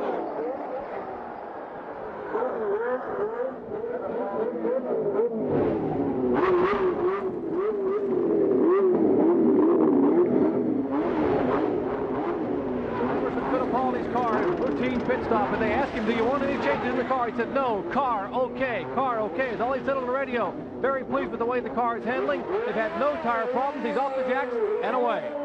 In and out in just over 16 seconds. The stops will take a little longer the further you go into the race because there is less fuel in the pit side tank, and it takes a little longer to run out. Mario Andretti was charged with 1 lap for driving below the yellow line between 3 and 4. Well, that's the first time that I've seen that happen here, and I'm not saying it's not justified. That's for certain it is. They've been warned enough time. Bobby Rahal coming into the pits now. Rahal picked up the lead of the race, and so now here is Rahal in as the stops begin to cycle through, and Jack Aruta's there. And Rahal finds his marks very nicely, comes to a complete stop. Now, they are not going to make any changes to Bobby Rahal's handling package. I asked Barry Green, the crew chief, what they were going to do. They said 4 new tires, and then we'll be back after it.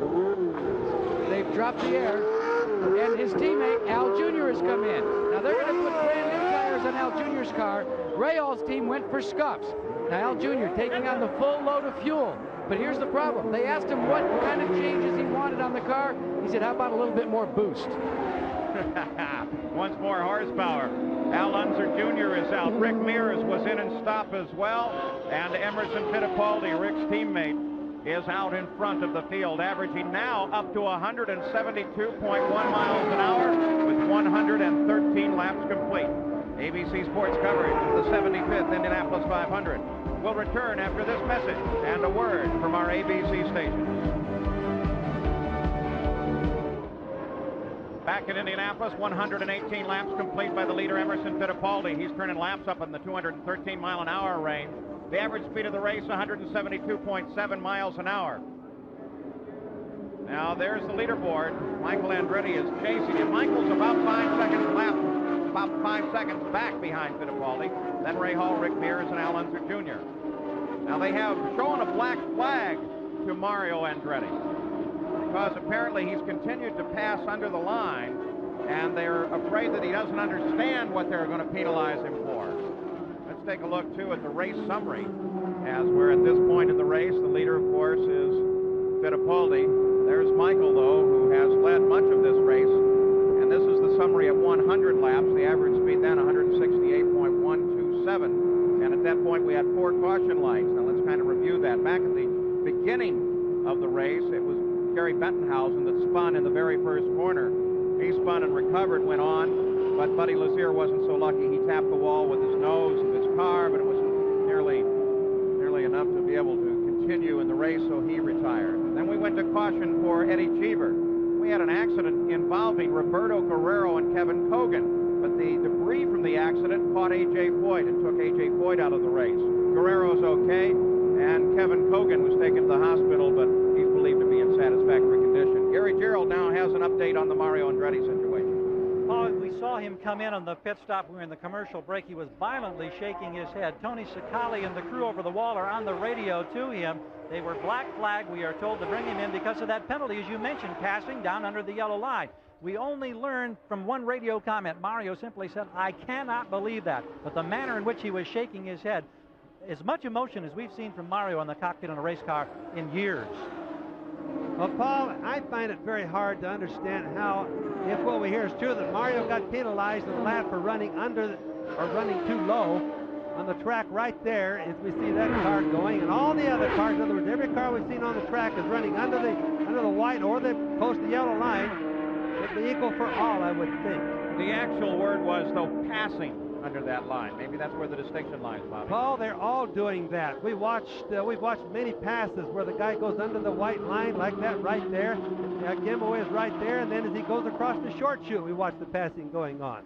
I think it's a difference on how officials are reading it, or maybe they're not seeing it all. Roger Penske watches as his card with Emerson Fittipaldi. Some fairly quick laps in the lead, above 215 miles an hour. Now that's Fittipaldi, just came out of the screen. Look back in the field for Michael Andretti, and there's Michael.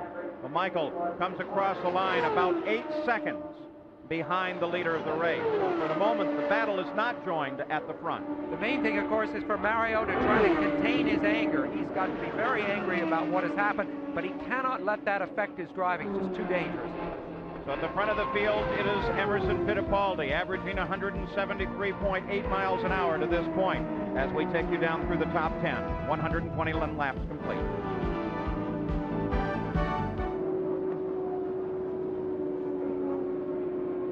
You ride with Michael Andretti. He's in second place. The leader of the race is Emerson Fittipaldi. Fittipaldi has been running just above 215.5 miles an hour. The average speed of the race is down at 174.9, that owing to 3 caution periods thus far in the 75th running of the Indianapolis 500. And they're showing Michael that he's 9 seconds behind Emerson Fittipaldi. There's Teresa Fittipaldi, due any day now. But she's still here supporting Emerson as best she can. For the moment, she's taking a rest on the back of the pit wall. There's Fittipaldi. Look at that. Remember back in 1989 when these two battled with one another? Right up to the closing laps of the race, and then they touched, and Fittipaldi went on to $1 million. And little Al climbed out of a wrecked race car and saluted Fittipaldi as he came past on that final lap. Could that happen here today? So Fittipaldi out in front, started 15th, and is in the top position now. And you look back for Michael Andretti, who runs in second place, and there he is. Michael's a full 9 seconds back. Third place is Bobby Rahal. He's 19 seconds behind the leader. And then Rick Mears runs in fourth place right now. The race here beyond the midpoint at the 128th lap has settled down just a bit. Everyone seems content to study, to watch, and to realize the cars have to make it to the 200th lap, the 500th mile. Now, next Sunday at 1 o'clock Eastern, it's the World League top teams as they battle out for the chance in the season's grand finale.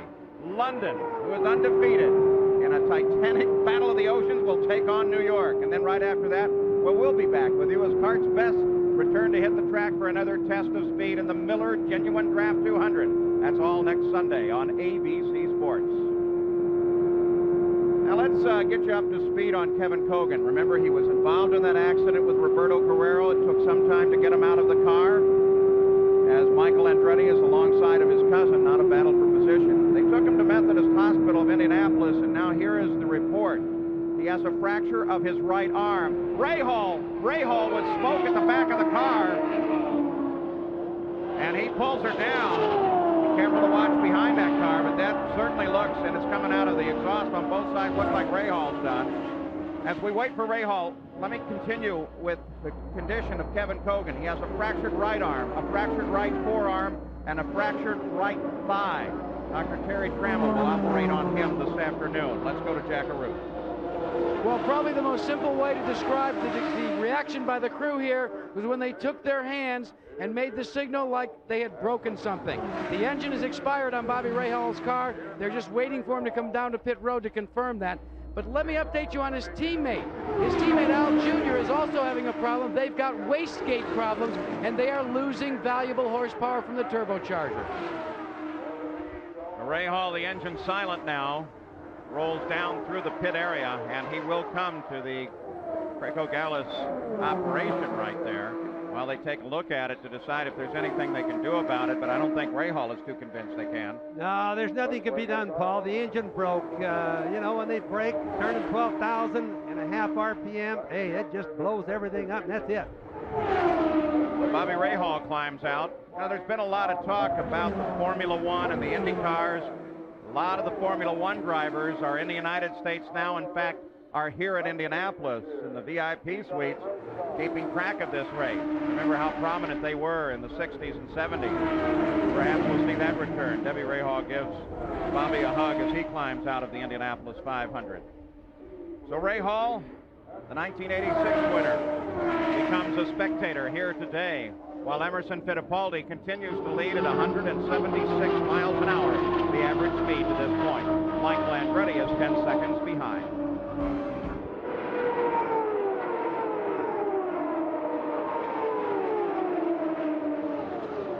Back at Indianapolis, the 92 car is two-time winner Gordon Johncock, who started in last place. He now runs in 15th place, so he's more than half the way up on the field. And there's a quick stop for Michael Andretti being run under the green flag. Michael runs in second place. That would seemingly predict, with a 16.5-second stop, that Emerson Fittipaldi is due in any time. You ride with Rick Mears.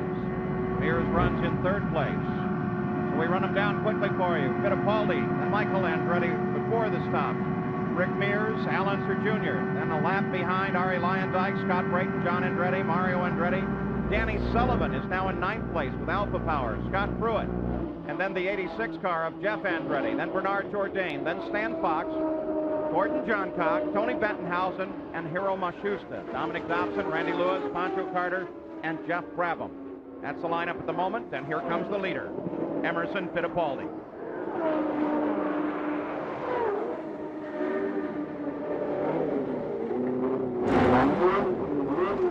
Here's Jerry Punch.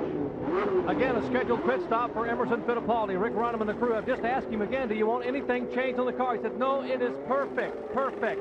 Obviously, the laps he's turning over 218 miles an hour. Now trouble with the left front. They have a problem with the left front wrench. The car off the jack. That cost him about 4 extra seconds, but he is down and away.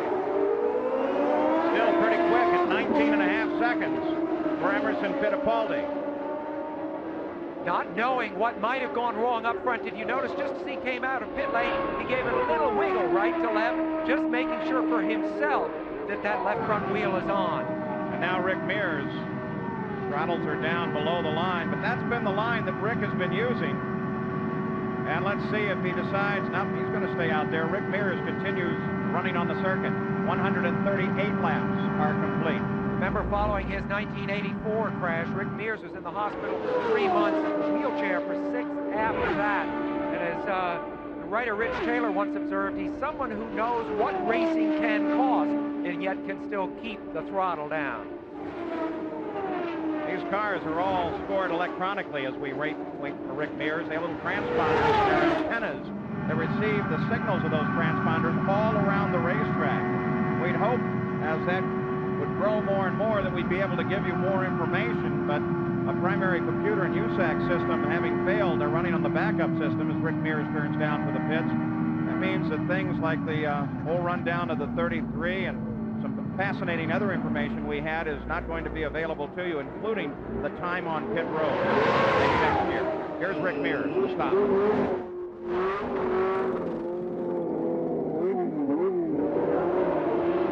Fittipaldi comes around his teammate, and Fittipaldi picks the lead back up as Rick Mears patiently waits. Roger Penske on the radio to Rick throughout the entire stop. In fact, Roger and Rick talk rather constantly. On board the defending champion at 146 laps. Ari Luyendyk, though, is 2 laps behind the lead of the race right now, trying desperately to catch up, as many of the teams have cycled through their pit stops. Really should only see one more stop in this race if all goes according to their plans. Ari did make up 1 lap, though. He was 3 laps back, so he is a fast-moving car on the track. At the front of the field, it's Emerson Fittipaldi being chased by Michael Andretti. Michael is just 5 seconds back, and Rick Mears, you see Michael come off the corner. That's number 5 car just crossed the line. That's Fittipaldi, and they're still 5 seconds back. Now 4 seconds. Now 4 seconds back is Michael. They're both running 212.7 miles an hour. Danny Sullivan, 1985 winner in the pits. Remember, his teammate Roberto Guerrero fell out. We've got another car in trouble. And this is Scott Brayton with an engine. Looks like it's in trouble, Bobby. Yes, a lot of smoke coming out of there. What's a bad look? Going to bring out a yellow and park right on the racetrack. Now he wants out of the car. He's feeling some heat from under there. So. He hasn't disconnected his communications either. He ripped them apart. The engine blew bad. The hot water, that's a lot of steam. Not just smoke from the engine, but it's a lot of steam that's coming out. So he's been sprayed with some very hot water, and he's feeling the effects. That's nothing to laugh about. That's got to hurt Scotty terribly. So the yellow flag comes out at Indianapolis, 148 laps. That means this yellow may in fact help some of the teams that have not stopped. It'll certainly help Danny Sullivan, who is still in his car, but they're working on the back of his Alfa Romeo. At the front of the field is still Emerson Fittipaldi. Sports coverage of the Indy 500 will return after this message and a word from our ABC stations. Mexico's Bernard Jourdain is under tow, while Scott Pruitt's disabled car is on the hook. And we are under yellow at the Indianapolis 500 with Emerson Fittipaldi. There's Scott Pruitt's car leading, Michael Andretti. But we run under the yellow, and this is bringing the average speed down. Now, this was Fittipaldi's problem in the pits earlier. Look at the left front of the car there as they struggle to get that air wrench off. And that burned up some valuable seconds. Now, at first blush, you would think that it doesn't matter too much how much time you spend, 1 second here or there, but let me tell you, it makes a world of difference. We have a little animation for you, Sam Posey. That is because, now let's set up this situation. You see two cars essentially traveling at the same speed around the track, but one of them chooses to come into the pits. Now watch what happens as he slows. Now this would be hypothetically under green and stops at the pits. Notice how far around the car that continues at full speed is getting. Now remember, the car coming out of the pits does not instantly resume full speed, and in fact it takes at least a lap for him to get up full speed. Bobby Unser's described it brilliantly as the flywheel effect, and it takes a while to get that flywheel to go. Now the point of all this is to understand, as you can see right there, how nearly the man that goes into the pits is lapped because he makes that pit stop. If he has a long pit stop, a 21-second stop, instead of a 15-second stop, he does get lapped. So it's very critical. Let's go down to Jack Arute with a further update on Fittipaldi. Well, this is Rick Reineman, who calls a lot of the shots for Emerson Fittipaldi. And Rick, you got a report that a clutch is going on the car. Yeah, Emerson told us the clutch was slipping when he left the last time, and now he has no clutch now, so our next stop we're going to end up having to push him out. What about, is it slipping at all out on the racetrack right now? It doesn't seem to be. Our speeds are still up, so we're going to play this one by ear. Now, they're only allowed 17 men in the pit box. They're only allowed so many over the wall. What they're going to have to do is try and ensure that he can get that thing going as quickly as possible. You'll have people on the back wing pushing. We'll have to have them pushing very carefully, though, so that they don't tear the wing off. We've got to get them out of here. Paul? Well, that's happened before. The crew getting a little overzealous and actually capable of pushing the wing off the car, and that wouldn't help here, Bobby. Now what they're going to do, Paul, is when he comes into the pit, he's going to have the car Scott neutral. Brayton is back in his pits, Bobby. Try to let it idle as slow as he can. They'll push him as fast as they can get him going, then he'll chunk it into first gear. And the gears are not like we know in normal transmissions. They're two dogs that have to go together. So if he can keep the engine running, it'll work. From high above the speedway, the Blimp America, from the Goodyear Tire and Rubber Company, Captain Aaron Jenkins of Spring, Texas, giving us some of the overhead view. You saw Scott Brayton out of the car just a moment ago. There's the America, and you can see the skies behind her are much lighter than they were earlier. The leader of the race is Fittipaldi. Here's the defending champion, Arie Luyendyk, in for a stop, and they are working at the back of that car underneath the rear wing as well. Bobby, what do you think they're doing? They're taking the wing out of the front end of the car, putting wing into the back. You can see that speed wrench, that adjusts the angle of the rear wing. All of the Lola cars have that. So it's a big chassis adjustment. Now he's pointing to the left front, trying to tell him something. Right there now, the wing wasn't adjusting properly, so they had to loosen up those screws, Paul, adjust the angle of it, and then tighten it back down. And Arie hurries back into the fight. Arie has been moving up steadily. He runs in 4th place right now. Ironically, Paul, he's been very fast all day. It's that broken spark plug early in the race that cost Arie a lot. Otherwise, he'd be up with the leaders. So the Dodge Viper pace car begins to accelerate, and we should see a fight for the lead when they come back between Fittipaldi and Michael Andretti. Also, Paul, I was doing a little bit of calculation, and I think we're going to have one more pit stop for sure. But it looks like they're going to have to go to about one lap 162. Maybe they're going to, or excuse me, one lap 167. But now because the yellow is probably to 170, so they'll be able to make it the rest of the evening. As they come back to green, Rick Mears comes way over to the inside, but Michael Andretti comes up to challenge the leader of the race, Emerson Fittipaldi. Fight right at the front of the field, and Michael takes him. Michael takes him going into one. Remember that before the yellow, Michael had closed in dramatically on Emerson. Then the yellow came out, reshuffling things. Now he's showing that speed again. Now, one of the things that happened right there is remember, Emil has no clutch. Michael does. Michael's been adjusting his car, so has Emil, but Emil's got a problem. So you have to start that race and shift the gear. Emil is probably being a little careful because he has no clutch to help him shift. Plus, Bobby, we know that Emerson is going to lose time on the remaining pit stop that you referred to that's coming up in about 10 laps. No doubt about it, Sam. It's going to hurt him for sure, and he knows that too. Fittipaldi chases Michael Andretti and falls about 2 seconds, now about 0.8 of a second behind as he comes across the line there. Rick Mears runs behind his teammate in 3rd place. So Rick Mears, while he fell backwards in the early going of this 500-mile race, is very definitely a factor as well. The Penske cars run 2nd and 3rd with Fittipaldi in 2nd. Michael Andretti back in the lead. He's been a key power in this race throughout the day. 154 laps are now complete, so we're 3/4 of the way. would have seen the rain here this morning, you would have guessed that there was no chance of running the race, let alone get this far. Here's the Valvoline race summary at the end of 150 laps. Then it was Fittipaldi was the leader. That's changed now. He started back in 15th. The average speed was 177.3 miles an hour with 11 lead changes and 5 caution periods.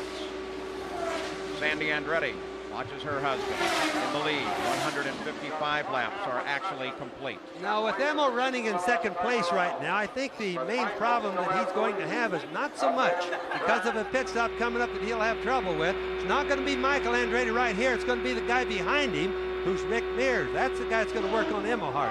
Let's get an update on Michael now from Gary Gerald. Well, it was interesting watching the Newman-Haas crew just before that last yellow. In 4 laps, Michael was getting just over a second lap chasing Fittipaldi. So the crew was confident that he'd have a chance to jump Emmo on the restart. That's the way it turned out. He liked the setup. Remember, they made that wing change, and they also went to a little bigger stagger, they were saying, on the last set of tires. Said he liked it a lot, and obviously it's now paying off in performance. Well, Michael's been picking the pace up, 219 miles an hour in the last lap. But Fittipaldi and Mears are staying right there. They certainly are, Paul. And we'll always remember, historically, the fastest finish in the race will be in the latter part of the race. The guys will get their cars adjusted the best for the conditions they're running in under, plus the track will be nice and clean. Fittipaldi trimmed another 0.4 of a second off as Jeff Andretti has his engine problems and pulls to the side. He's the highest running rookie at this point. He's had a great month and is a sure candidate for Rookie of the Year honors when the media votes on those. Rather subjective vote that they have, not based on position at all. That's the old reliable Cosworth engine too, Paul. I might mention that Jeff Andretti has in his car.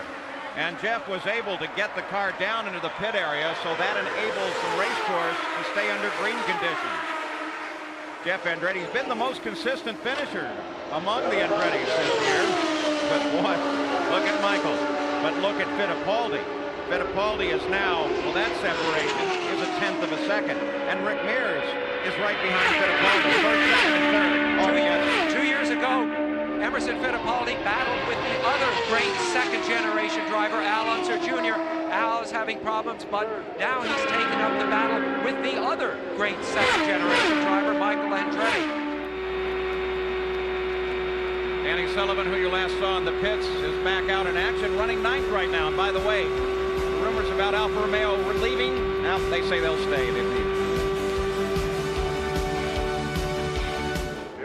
We're back. We're staying at the front of the field because that's where the race has been all day. Michael Andretti leads it, but there are 2 stories now beginning to develop. Indications are that just any time now, Michael Andretti will come into the pits, perhaps within the next 2 laps. There's the 3rd place car of Rick Mears. We're on lap 163. Bobby Unser tends to feel that you should get to at least 167 to make it to the end of the race. On the other hand, the 2nd place car is Emerson Fittipaldi. And Fittipaldi has a troublesome clutch that will make it very difficult for him to roll out of the pit. So we may have here brewing what we saw in 1982, and that is one incredibly close finish with Michael, Emmo, and Rick Mears all involved. They're all on the same straightaway together now, and they've just told Michael pit in 1 lap. But let me tell you, sometimes they use the board to say one thing and the 2-way radio to say another thing. It's all part of the intelligence game that is played between the crews here at Indianapolis. I don't really think so, Paul. I think that Michael's going to have to come in, and I really think he's going to be close to his last stop. It's going to make a story for the end of our race with the fantasy. The 75th running of the Indianapolis 500. Ray Haroon won the first here 80 years ago. The last time an Andretti led a race, an Indianapolis race, this late in the game was in 1987 when Mario, who led almost the whole way, got to lap 180 and then broke down. We are at lap 166 now. You see Michael Andretti. Michael, the number 10 on the backstretch. He's been told to bring the car to the pits on the next lap. That will give the lead to Emerson Fittipaldi and bring Rick Mears up to 2nd place. But of course, Fittipaldi and Mears will all have to stop. They are the only ones that run on the lead lap right now, and they run together on the straightaway. Michael Andretti peels off and heads down to the pits, and Gary Gerald waits for him. Indeed we do, Paul, and as you've indicated, we don't think he can go the distance without making another stop. I don't know that they're gambling on a yellow. We do know that his father, Mario, was having a fuel problem. We were not aware of a fuel problem for Michael, but right now they change the rubber. They pour in the precious fuel. He'll have 33 laps plus to go to get there. And of course, the guy in the catbird seat would seem to be Mears because of the clutch problem for Fittipaldi. He's down and he's away, and it wasn't particularly bad. 19 seconds. Down 18.5 seconds, Terry Carroll. Okay, one of the things they'll do, Paul, is to make double sure that they have that thing as full of fuel as they could possibly get. There's Emil coming right there across the start-finish line, the red-white car. That makes him the new leader of the race. Yes, he is. And then what's going to happen with Michael, he has two options that he can do. One of them is he can shift the engine to a higher gear, providing Emil has the problem getting out of pits that we think he's going to have. The next option is he can turn the boost back a little bit, and these are all options provided he doesn't wait too long to do it.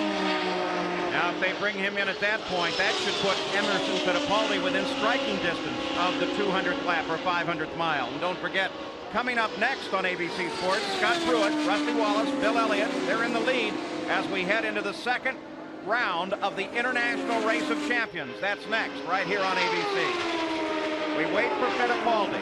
He has a clutch problem. They've asked him to come in on the 169th lap by radio. That's 1 lap away. But the stop should see him struggle to get out of the pits.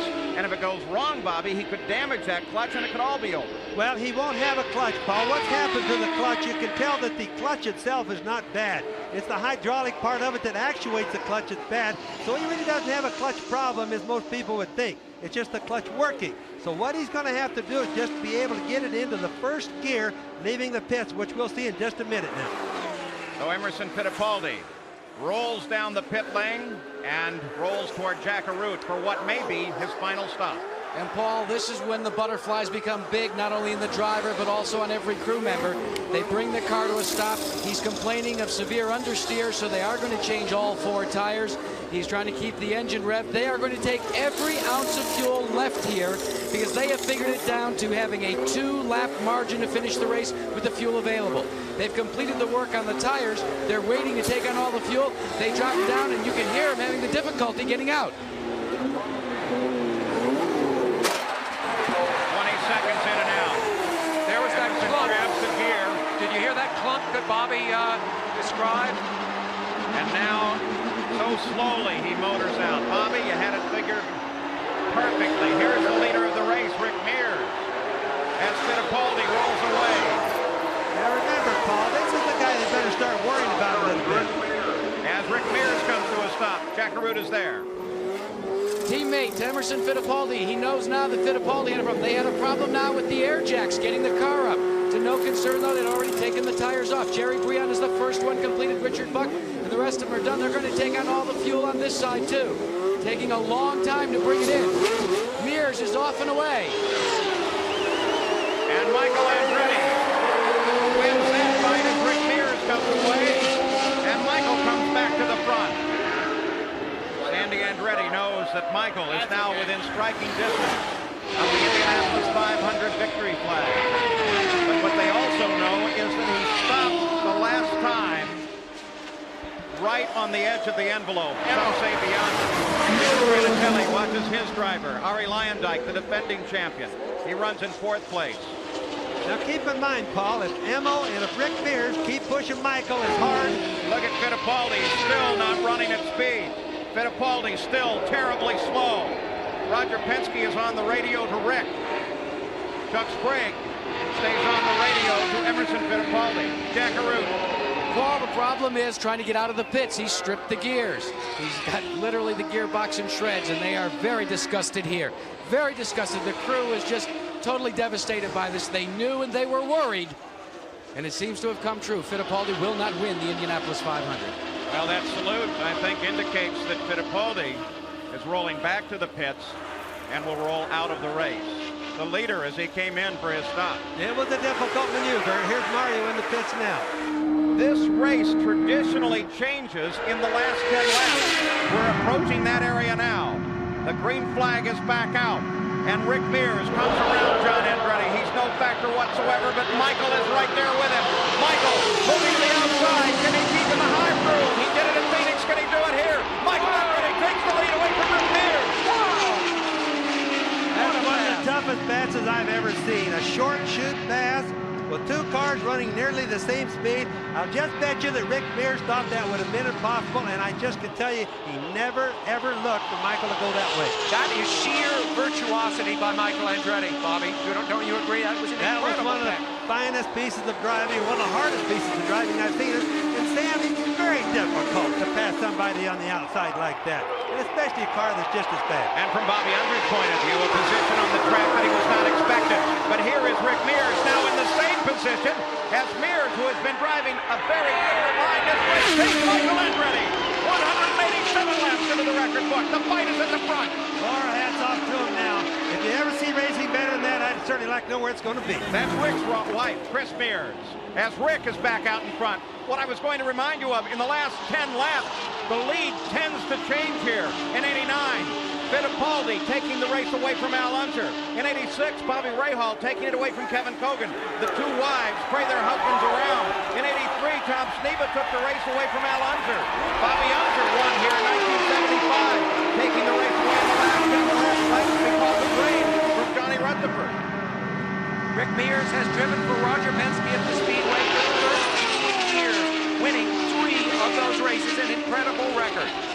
He's literally pulling away from Michael right now. There's something that's gone wrong with Michael because I don't know what it is, but he's definitely falling back a little bit. Rick is just sailing away. I wouldn't think that Rick's car would be that much better just all of a sudden. Well, Rick Mears joined the list of 4-time winners at the Indianapolis 500. Al Unser, A.J. Foyt are the only other two. This year, the first year that Rick Mears has ever hit the wall on this track. Also, the first year he ever left the grounds of the Speedway during the month of May.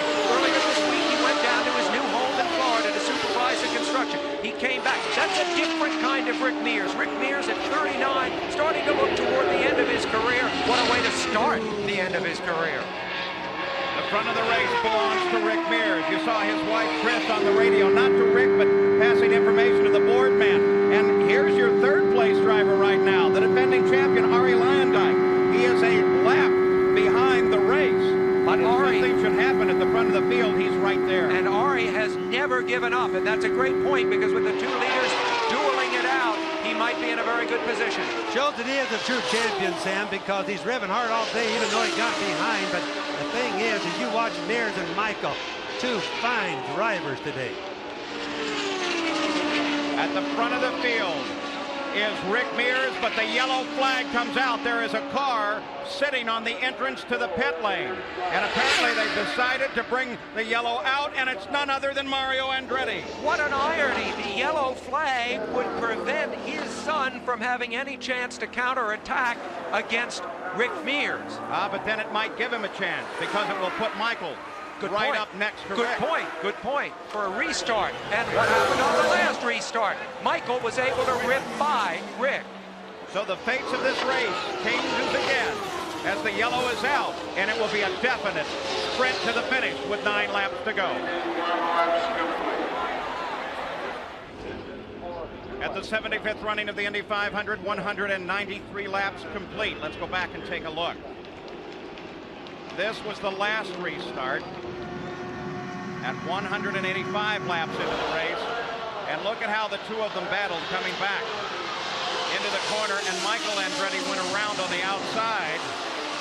But seeing it could be done just a lap later, Rick Mears did exactly the same thing. And as a result of that, well, here we get a look at that once again. Spectacular little piece of driving as John Andretti wisely got out of the way, and Michael just swept by to the outside. We should be going back to green. Lights are out on the pace car, indicating we should come back to green flag. Rick Mears has won 3 Indy 500s, but he's lost 2 of the closest in history to John Cock by 16/100ths of a second in 82, and by 2 seconds to Rahal in 86. The point is, he is no stranger to close finishes. Michael Andretti has never been involved with a battle for the lead in the Indy 500 when it counted. It counts now. 6 laps to go. Rick really got a run at it that time at the restart, Paul. He wasn't going to let Michael sneak up on him. He didn't have any traffic to worry about, nor did Michael. Look at that. There are so few cars left in the race. Rick has a completely clean racetrack ahead of him and will for probably 3 to 4 laps. I think what happened during that passing that they did back and forth, that you'll find that they found a new groove on that racetrack. Rick's speeds have picked up like over 220 miles an hour. We started with 33 cars. Only a third of the field is left. Heavy attrition here today in Indianapolis. Rick was the fastest qualifier, remember. He ran the 4 best laps when it counted on pole day. He was the pole sitter. Now he has a clean track ahead of him, just like he did then. Rick Mears right now is doing what he does best. But Rick Mears once told me that in 1982 he made a mistake in the last corner of the last lap that gave the race to Gordon Johncock. Were it not for that split second, then Rick Mears might be driving for his 5th Indianapolis victory. Let's get an update report on Michael Andretti. As the laps run out for Michael, Paul, he reports on the radio, understeer condition. That means push. That means you've got to bully that race car through the corner. That may cost him the opportunity to challenge Mears, because Mears, as he flies by us toward turn 1, looks like he's got a great balance setup. And a grim look, you saw it from Sandy Andretti as she watched Michael come by and is privy to the conversations that go on between the driver and his crew. Rick Mears, 196 laps complete. Now pushing Michael's car is just going to kill his speed. It bogs him down the corners, absorbs up horsepower, kills the straightaway speed, hurts him all the way around. But Rick Mears has got to really like it right now, Paul. There is no other contest through the field except for the lead. Everyone else is set out laps actually separating them. There's second place. You saw Rick come through. Penske team has won in 72, in 79, in 81. In 84, there's Carl Haas, owner of Michael Andretti's car. Chris Mears, who of course is communicating with her husband, Sandy Andretti. Those are the players waiting in the pit, helping themselves at this point to do anything about it. 2.3 seconds separated. Rick Mears and Michael Andretti on the last pass at the start-finish line. They're averaging 175.7 miles an hour. Not near the race record set here last year at 185.9 miles an hour by Arie Luyendyk. Arie Luyendyk is still in this race. He runs in 3rd place, a lap behind the leaders. But Arie does, in fact, have the leaders in sight. Should anything happen in these last 2 laps, Arie Luyendyk is definitely within striking distance and could pick up his 2nd win. Rick Mears on the backstretch.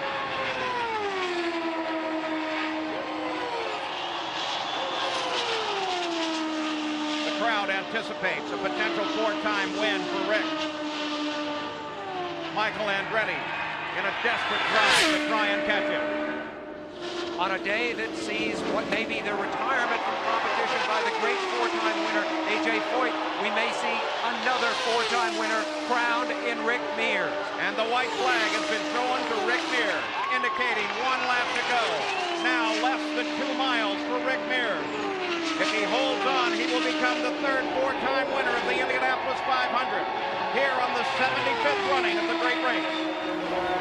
Chris Mears as Rick runs the straightaway.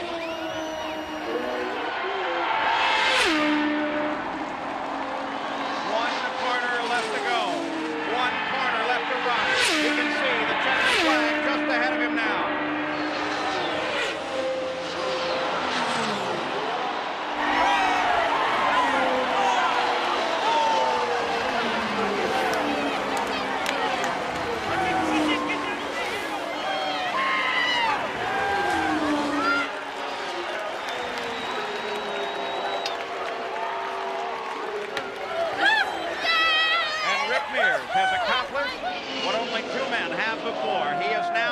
A 4-time winner of the 500 as he waves to Michael Andretti, who's alongside of the crowd. The race has been run for the 75th time, and Rick Mears picks it up. 3rd place is this car, Arie Luyendyk. Now we're going to be giving our stations a station break in just a few moments here, but the action of this race has been incredible. Oh, there's one thing that shows. Rick Mears got it up, and it was really necessary. He did a fine job. Mika Leikendijk. Roger Penske walks down the pit. We'll return to the 75th Indianapolis 500 after this word from our ABC station.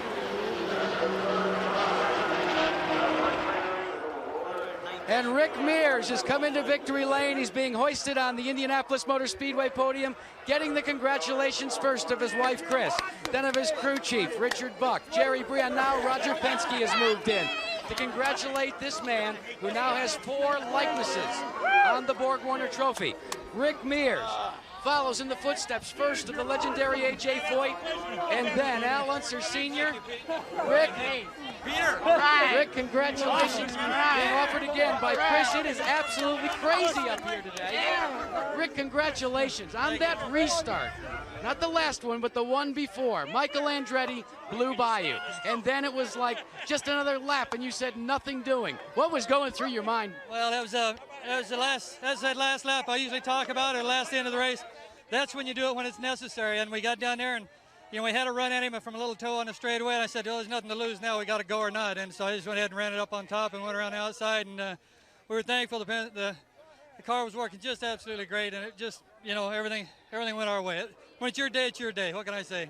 You have been so close in several of your victories that you were denied. The Gordon Johncock one comes to mind. You have said before that if you hadn't maybe made a mistake there, this could have been your 5th Indianapolis 500. Well, that's, we found out we went one lap too early on that race, and it caught us out short.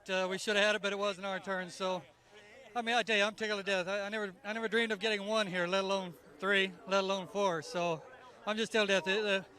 Tell you, the Marlboro guys, the team did a tremendous job. I mean, this is our backup car. Shows you how good our backup car is, and they just did a hell of a job. The Goodyear tires worked great along, and obviously the Chevy was strong when we got to run at Michael. So, we're just excited. I don't know what to say. Well, we're going to let you take the customary gulp of milk, and we're going to talk to Chris here for a second.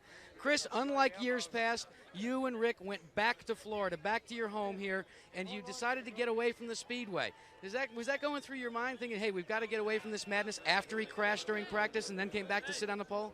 Actually, Rick's the one that decided that. He just said, hey, I got to get away. This month's getting to me, and I said, fine, whatever you want to do. This is your month. Let's do it.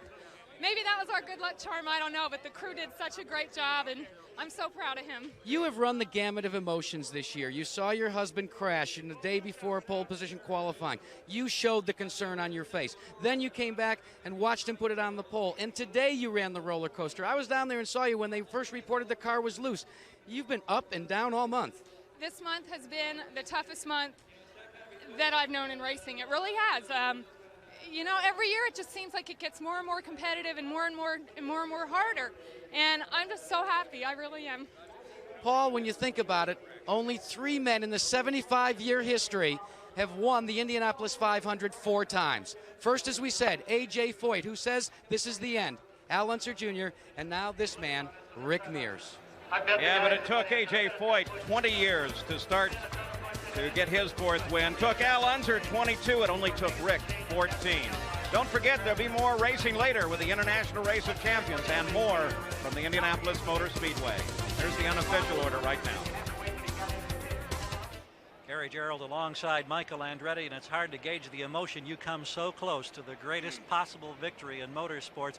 What a showdown on the last 15 laps with Rick Mears. Well, we gave it everything we had, but we just came up a little short.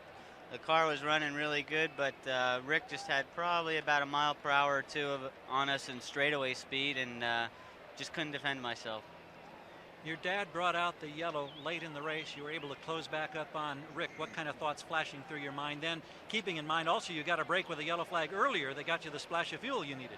Yeah, well, I was hoping that I'd be able to get a jump on Rick, but he played the last start a little bit better than he did the one prior to that, so I couldn't get a run on him. He just was very strong on the straightaway, and we just couldn't do anything. But the Kmart Howland guys did a great job in the pits, and the car ran great, but not good enough.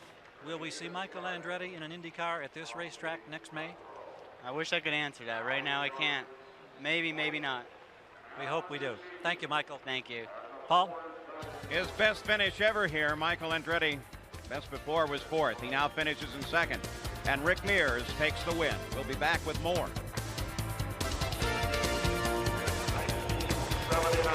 Let's go back and look at the fight here in the 75th Indianapolis 500 as they came to the restart on the 187th lap. This is from Michael's point of view. That is Rick just ahead. And Rick started everywhere he could to get around John Andretti. But then Michael nailed the throttle, and look how high up he runs. All the way up. He's got to be careful of that wall to the right, and then sweeps across Rick. Now, this is the way it looked as Michael came around from outside the track to the fans' point of view. Boy, he just swept across the front of Rick Mears and then pulled away.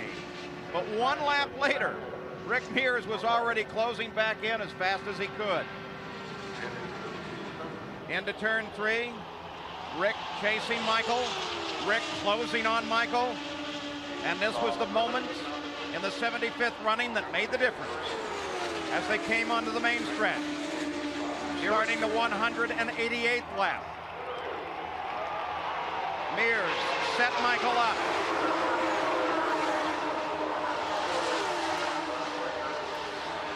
Took the lead and drove on to the win.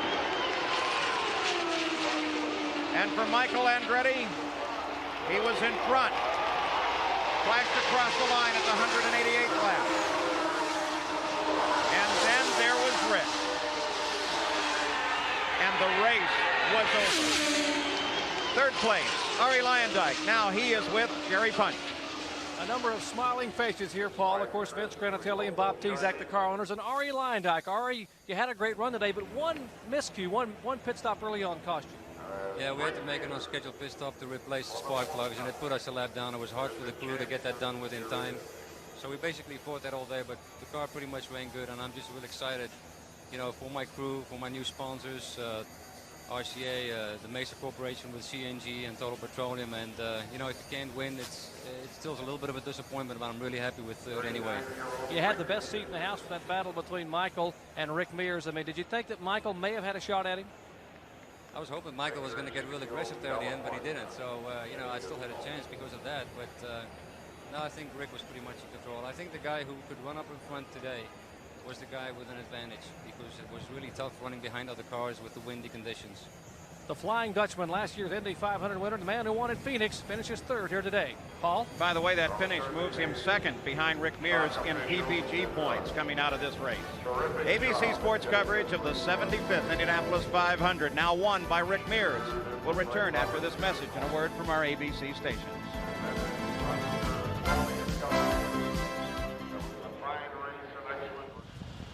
Race drivers hope that a helmet like this will fend off oil and grease and grime and provide them with the protection that they need to drive home to victory lane or a fifth place finish like John Andretti did. John, when you don't win but you have a good run, what does that make a driver feel like? Well, if you don't win, you don't feel very good. I know that this team, the Pennzoil team, is more than capable of winning. They prepared a car that was very reliable, and I was pleased. The handling went in and out, but you know, that's not the whole story, and I'm pretty disappointed at you know, some of the things that happened on the track. The reason like why, what? Well, the reason why we lost 2 laps, and you know, I'm not sure I understand completely why we got put in that predicament when the pace car, you know, pulled out. But I'm sure I don't understand it, and I'm sure you know, somebody will explain it to me. But you know, at this point, you know, we got taken out very early. We got put down a lap down, and I mean, we're out there running. We're not running too bad either. I mean, I could see him at the end of the straightaway, and all of a sudden we're lapped down. It's when you go a lap down that way versus if it was a mechanical problem, that's got to really make it for a long afternoon for someone. Well, you know, you fight to keep it there, and then you fight like hell to try and get it back. And I tried like hell to get around Michael, and I just couldn't get around him. And I ran right behind him, and then when we got caught in traffic, my car started jumping around a little bit, and I just couldn't hang on to it anymore. Well, there's another man that hopes to become the oldest driver to run in next year's Indianapolis 500. He finished this one, and he's with Gary Gerould. Jack, we're talking about Gordon Johncock. 9 years ago, he won this race for the second time. Gordy, at age 54, started 33. You end up 6th. Congratulations on just a terrific day. Well, thank you, Gary. We're very pleased. You know, we really didn't run that quick all day, but we stayed in and stayed steady. We run between 195 and 200, had some great pit stops from the guys, you know, and just everything went our way today, and we were able to stay in there. And you've been sick all this week. You had the flu, you spent some hospital time, and any ill effects at all in the race car? No. I've been a lot sicker than this in Clem in a race car before, and once you get in the car and the green flag drops, you don't think about being sick. What's the next race we're going to see you compete in? Well, I really don't know. I have no plans. Well, we hope we get a chance to see you do it again. Well, we hope to be back. I think I'm going to beat Foyt. I'm going to be the oldest driver to ever run here. You heard it. Gordon Johncock sneaking up on Supertex. Paul? Feisty little Gordy. Well, the results are unofficial until 8:30 tomorrow, but Rick Mears looks to have won it. Rick Mears has scored his first win in over a year, but it's the biggest one in his career, the 75th Indianapolis 500. With some reflections, here's Jack Whitaker. Thank you, Paul. I think there was a certain beautiful symmetry here today in this Indy 500. The first four-time winner, A.J. Foyt, bowing out early with a curtain call, and the coming of the newest four-time winner in Rick Mears. Rick Mears and the Penske team wrote another glorious new page in Indy history, and it was quite another great Indy celebration, a relatively safe race, and a dramatic and emotional day. The speeds here, although they weren't record today, is something you can't see on television. It's something almost all the five senses can appreciate. You see it, obviously. You hear it. It's an elegant whine you'll never forget, and you can literally almost touch it. And these drivers that climb into these tiny little cars are either the bravest men in the world since the fellows that ate the first oyster, or the most fearless. There's talk now about a change in the formula here, and perhaps it will be a good thing to open up the competition. But they'll never change the fact that you're going to find fearless men like this to drive them. The race goes on here at Indy to find safer cars, and I expect most people hope some cheaper cars. Paul? And brave men to own them as well, Jack. This is Roger Penske's 65th career win. A.J. Foyt. Perhaps he's retired. We'll be back.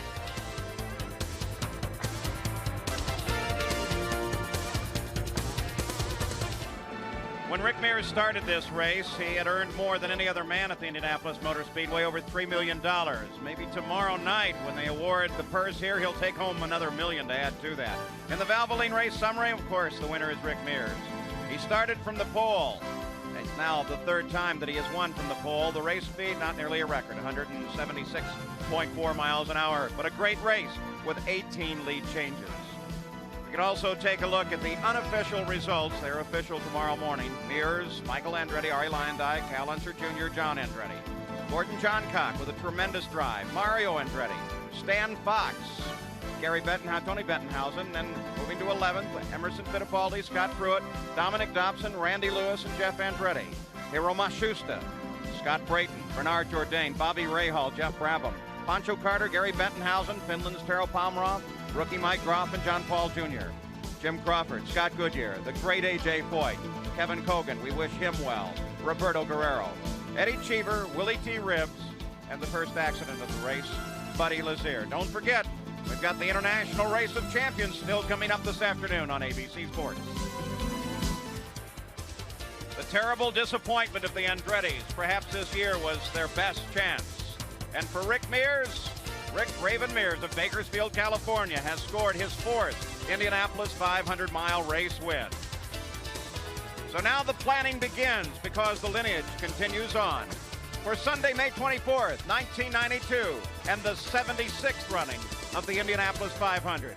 We thank all our racing team who did such a superb job here today. I'm Paul Page. So long from Indianapolis.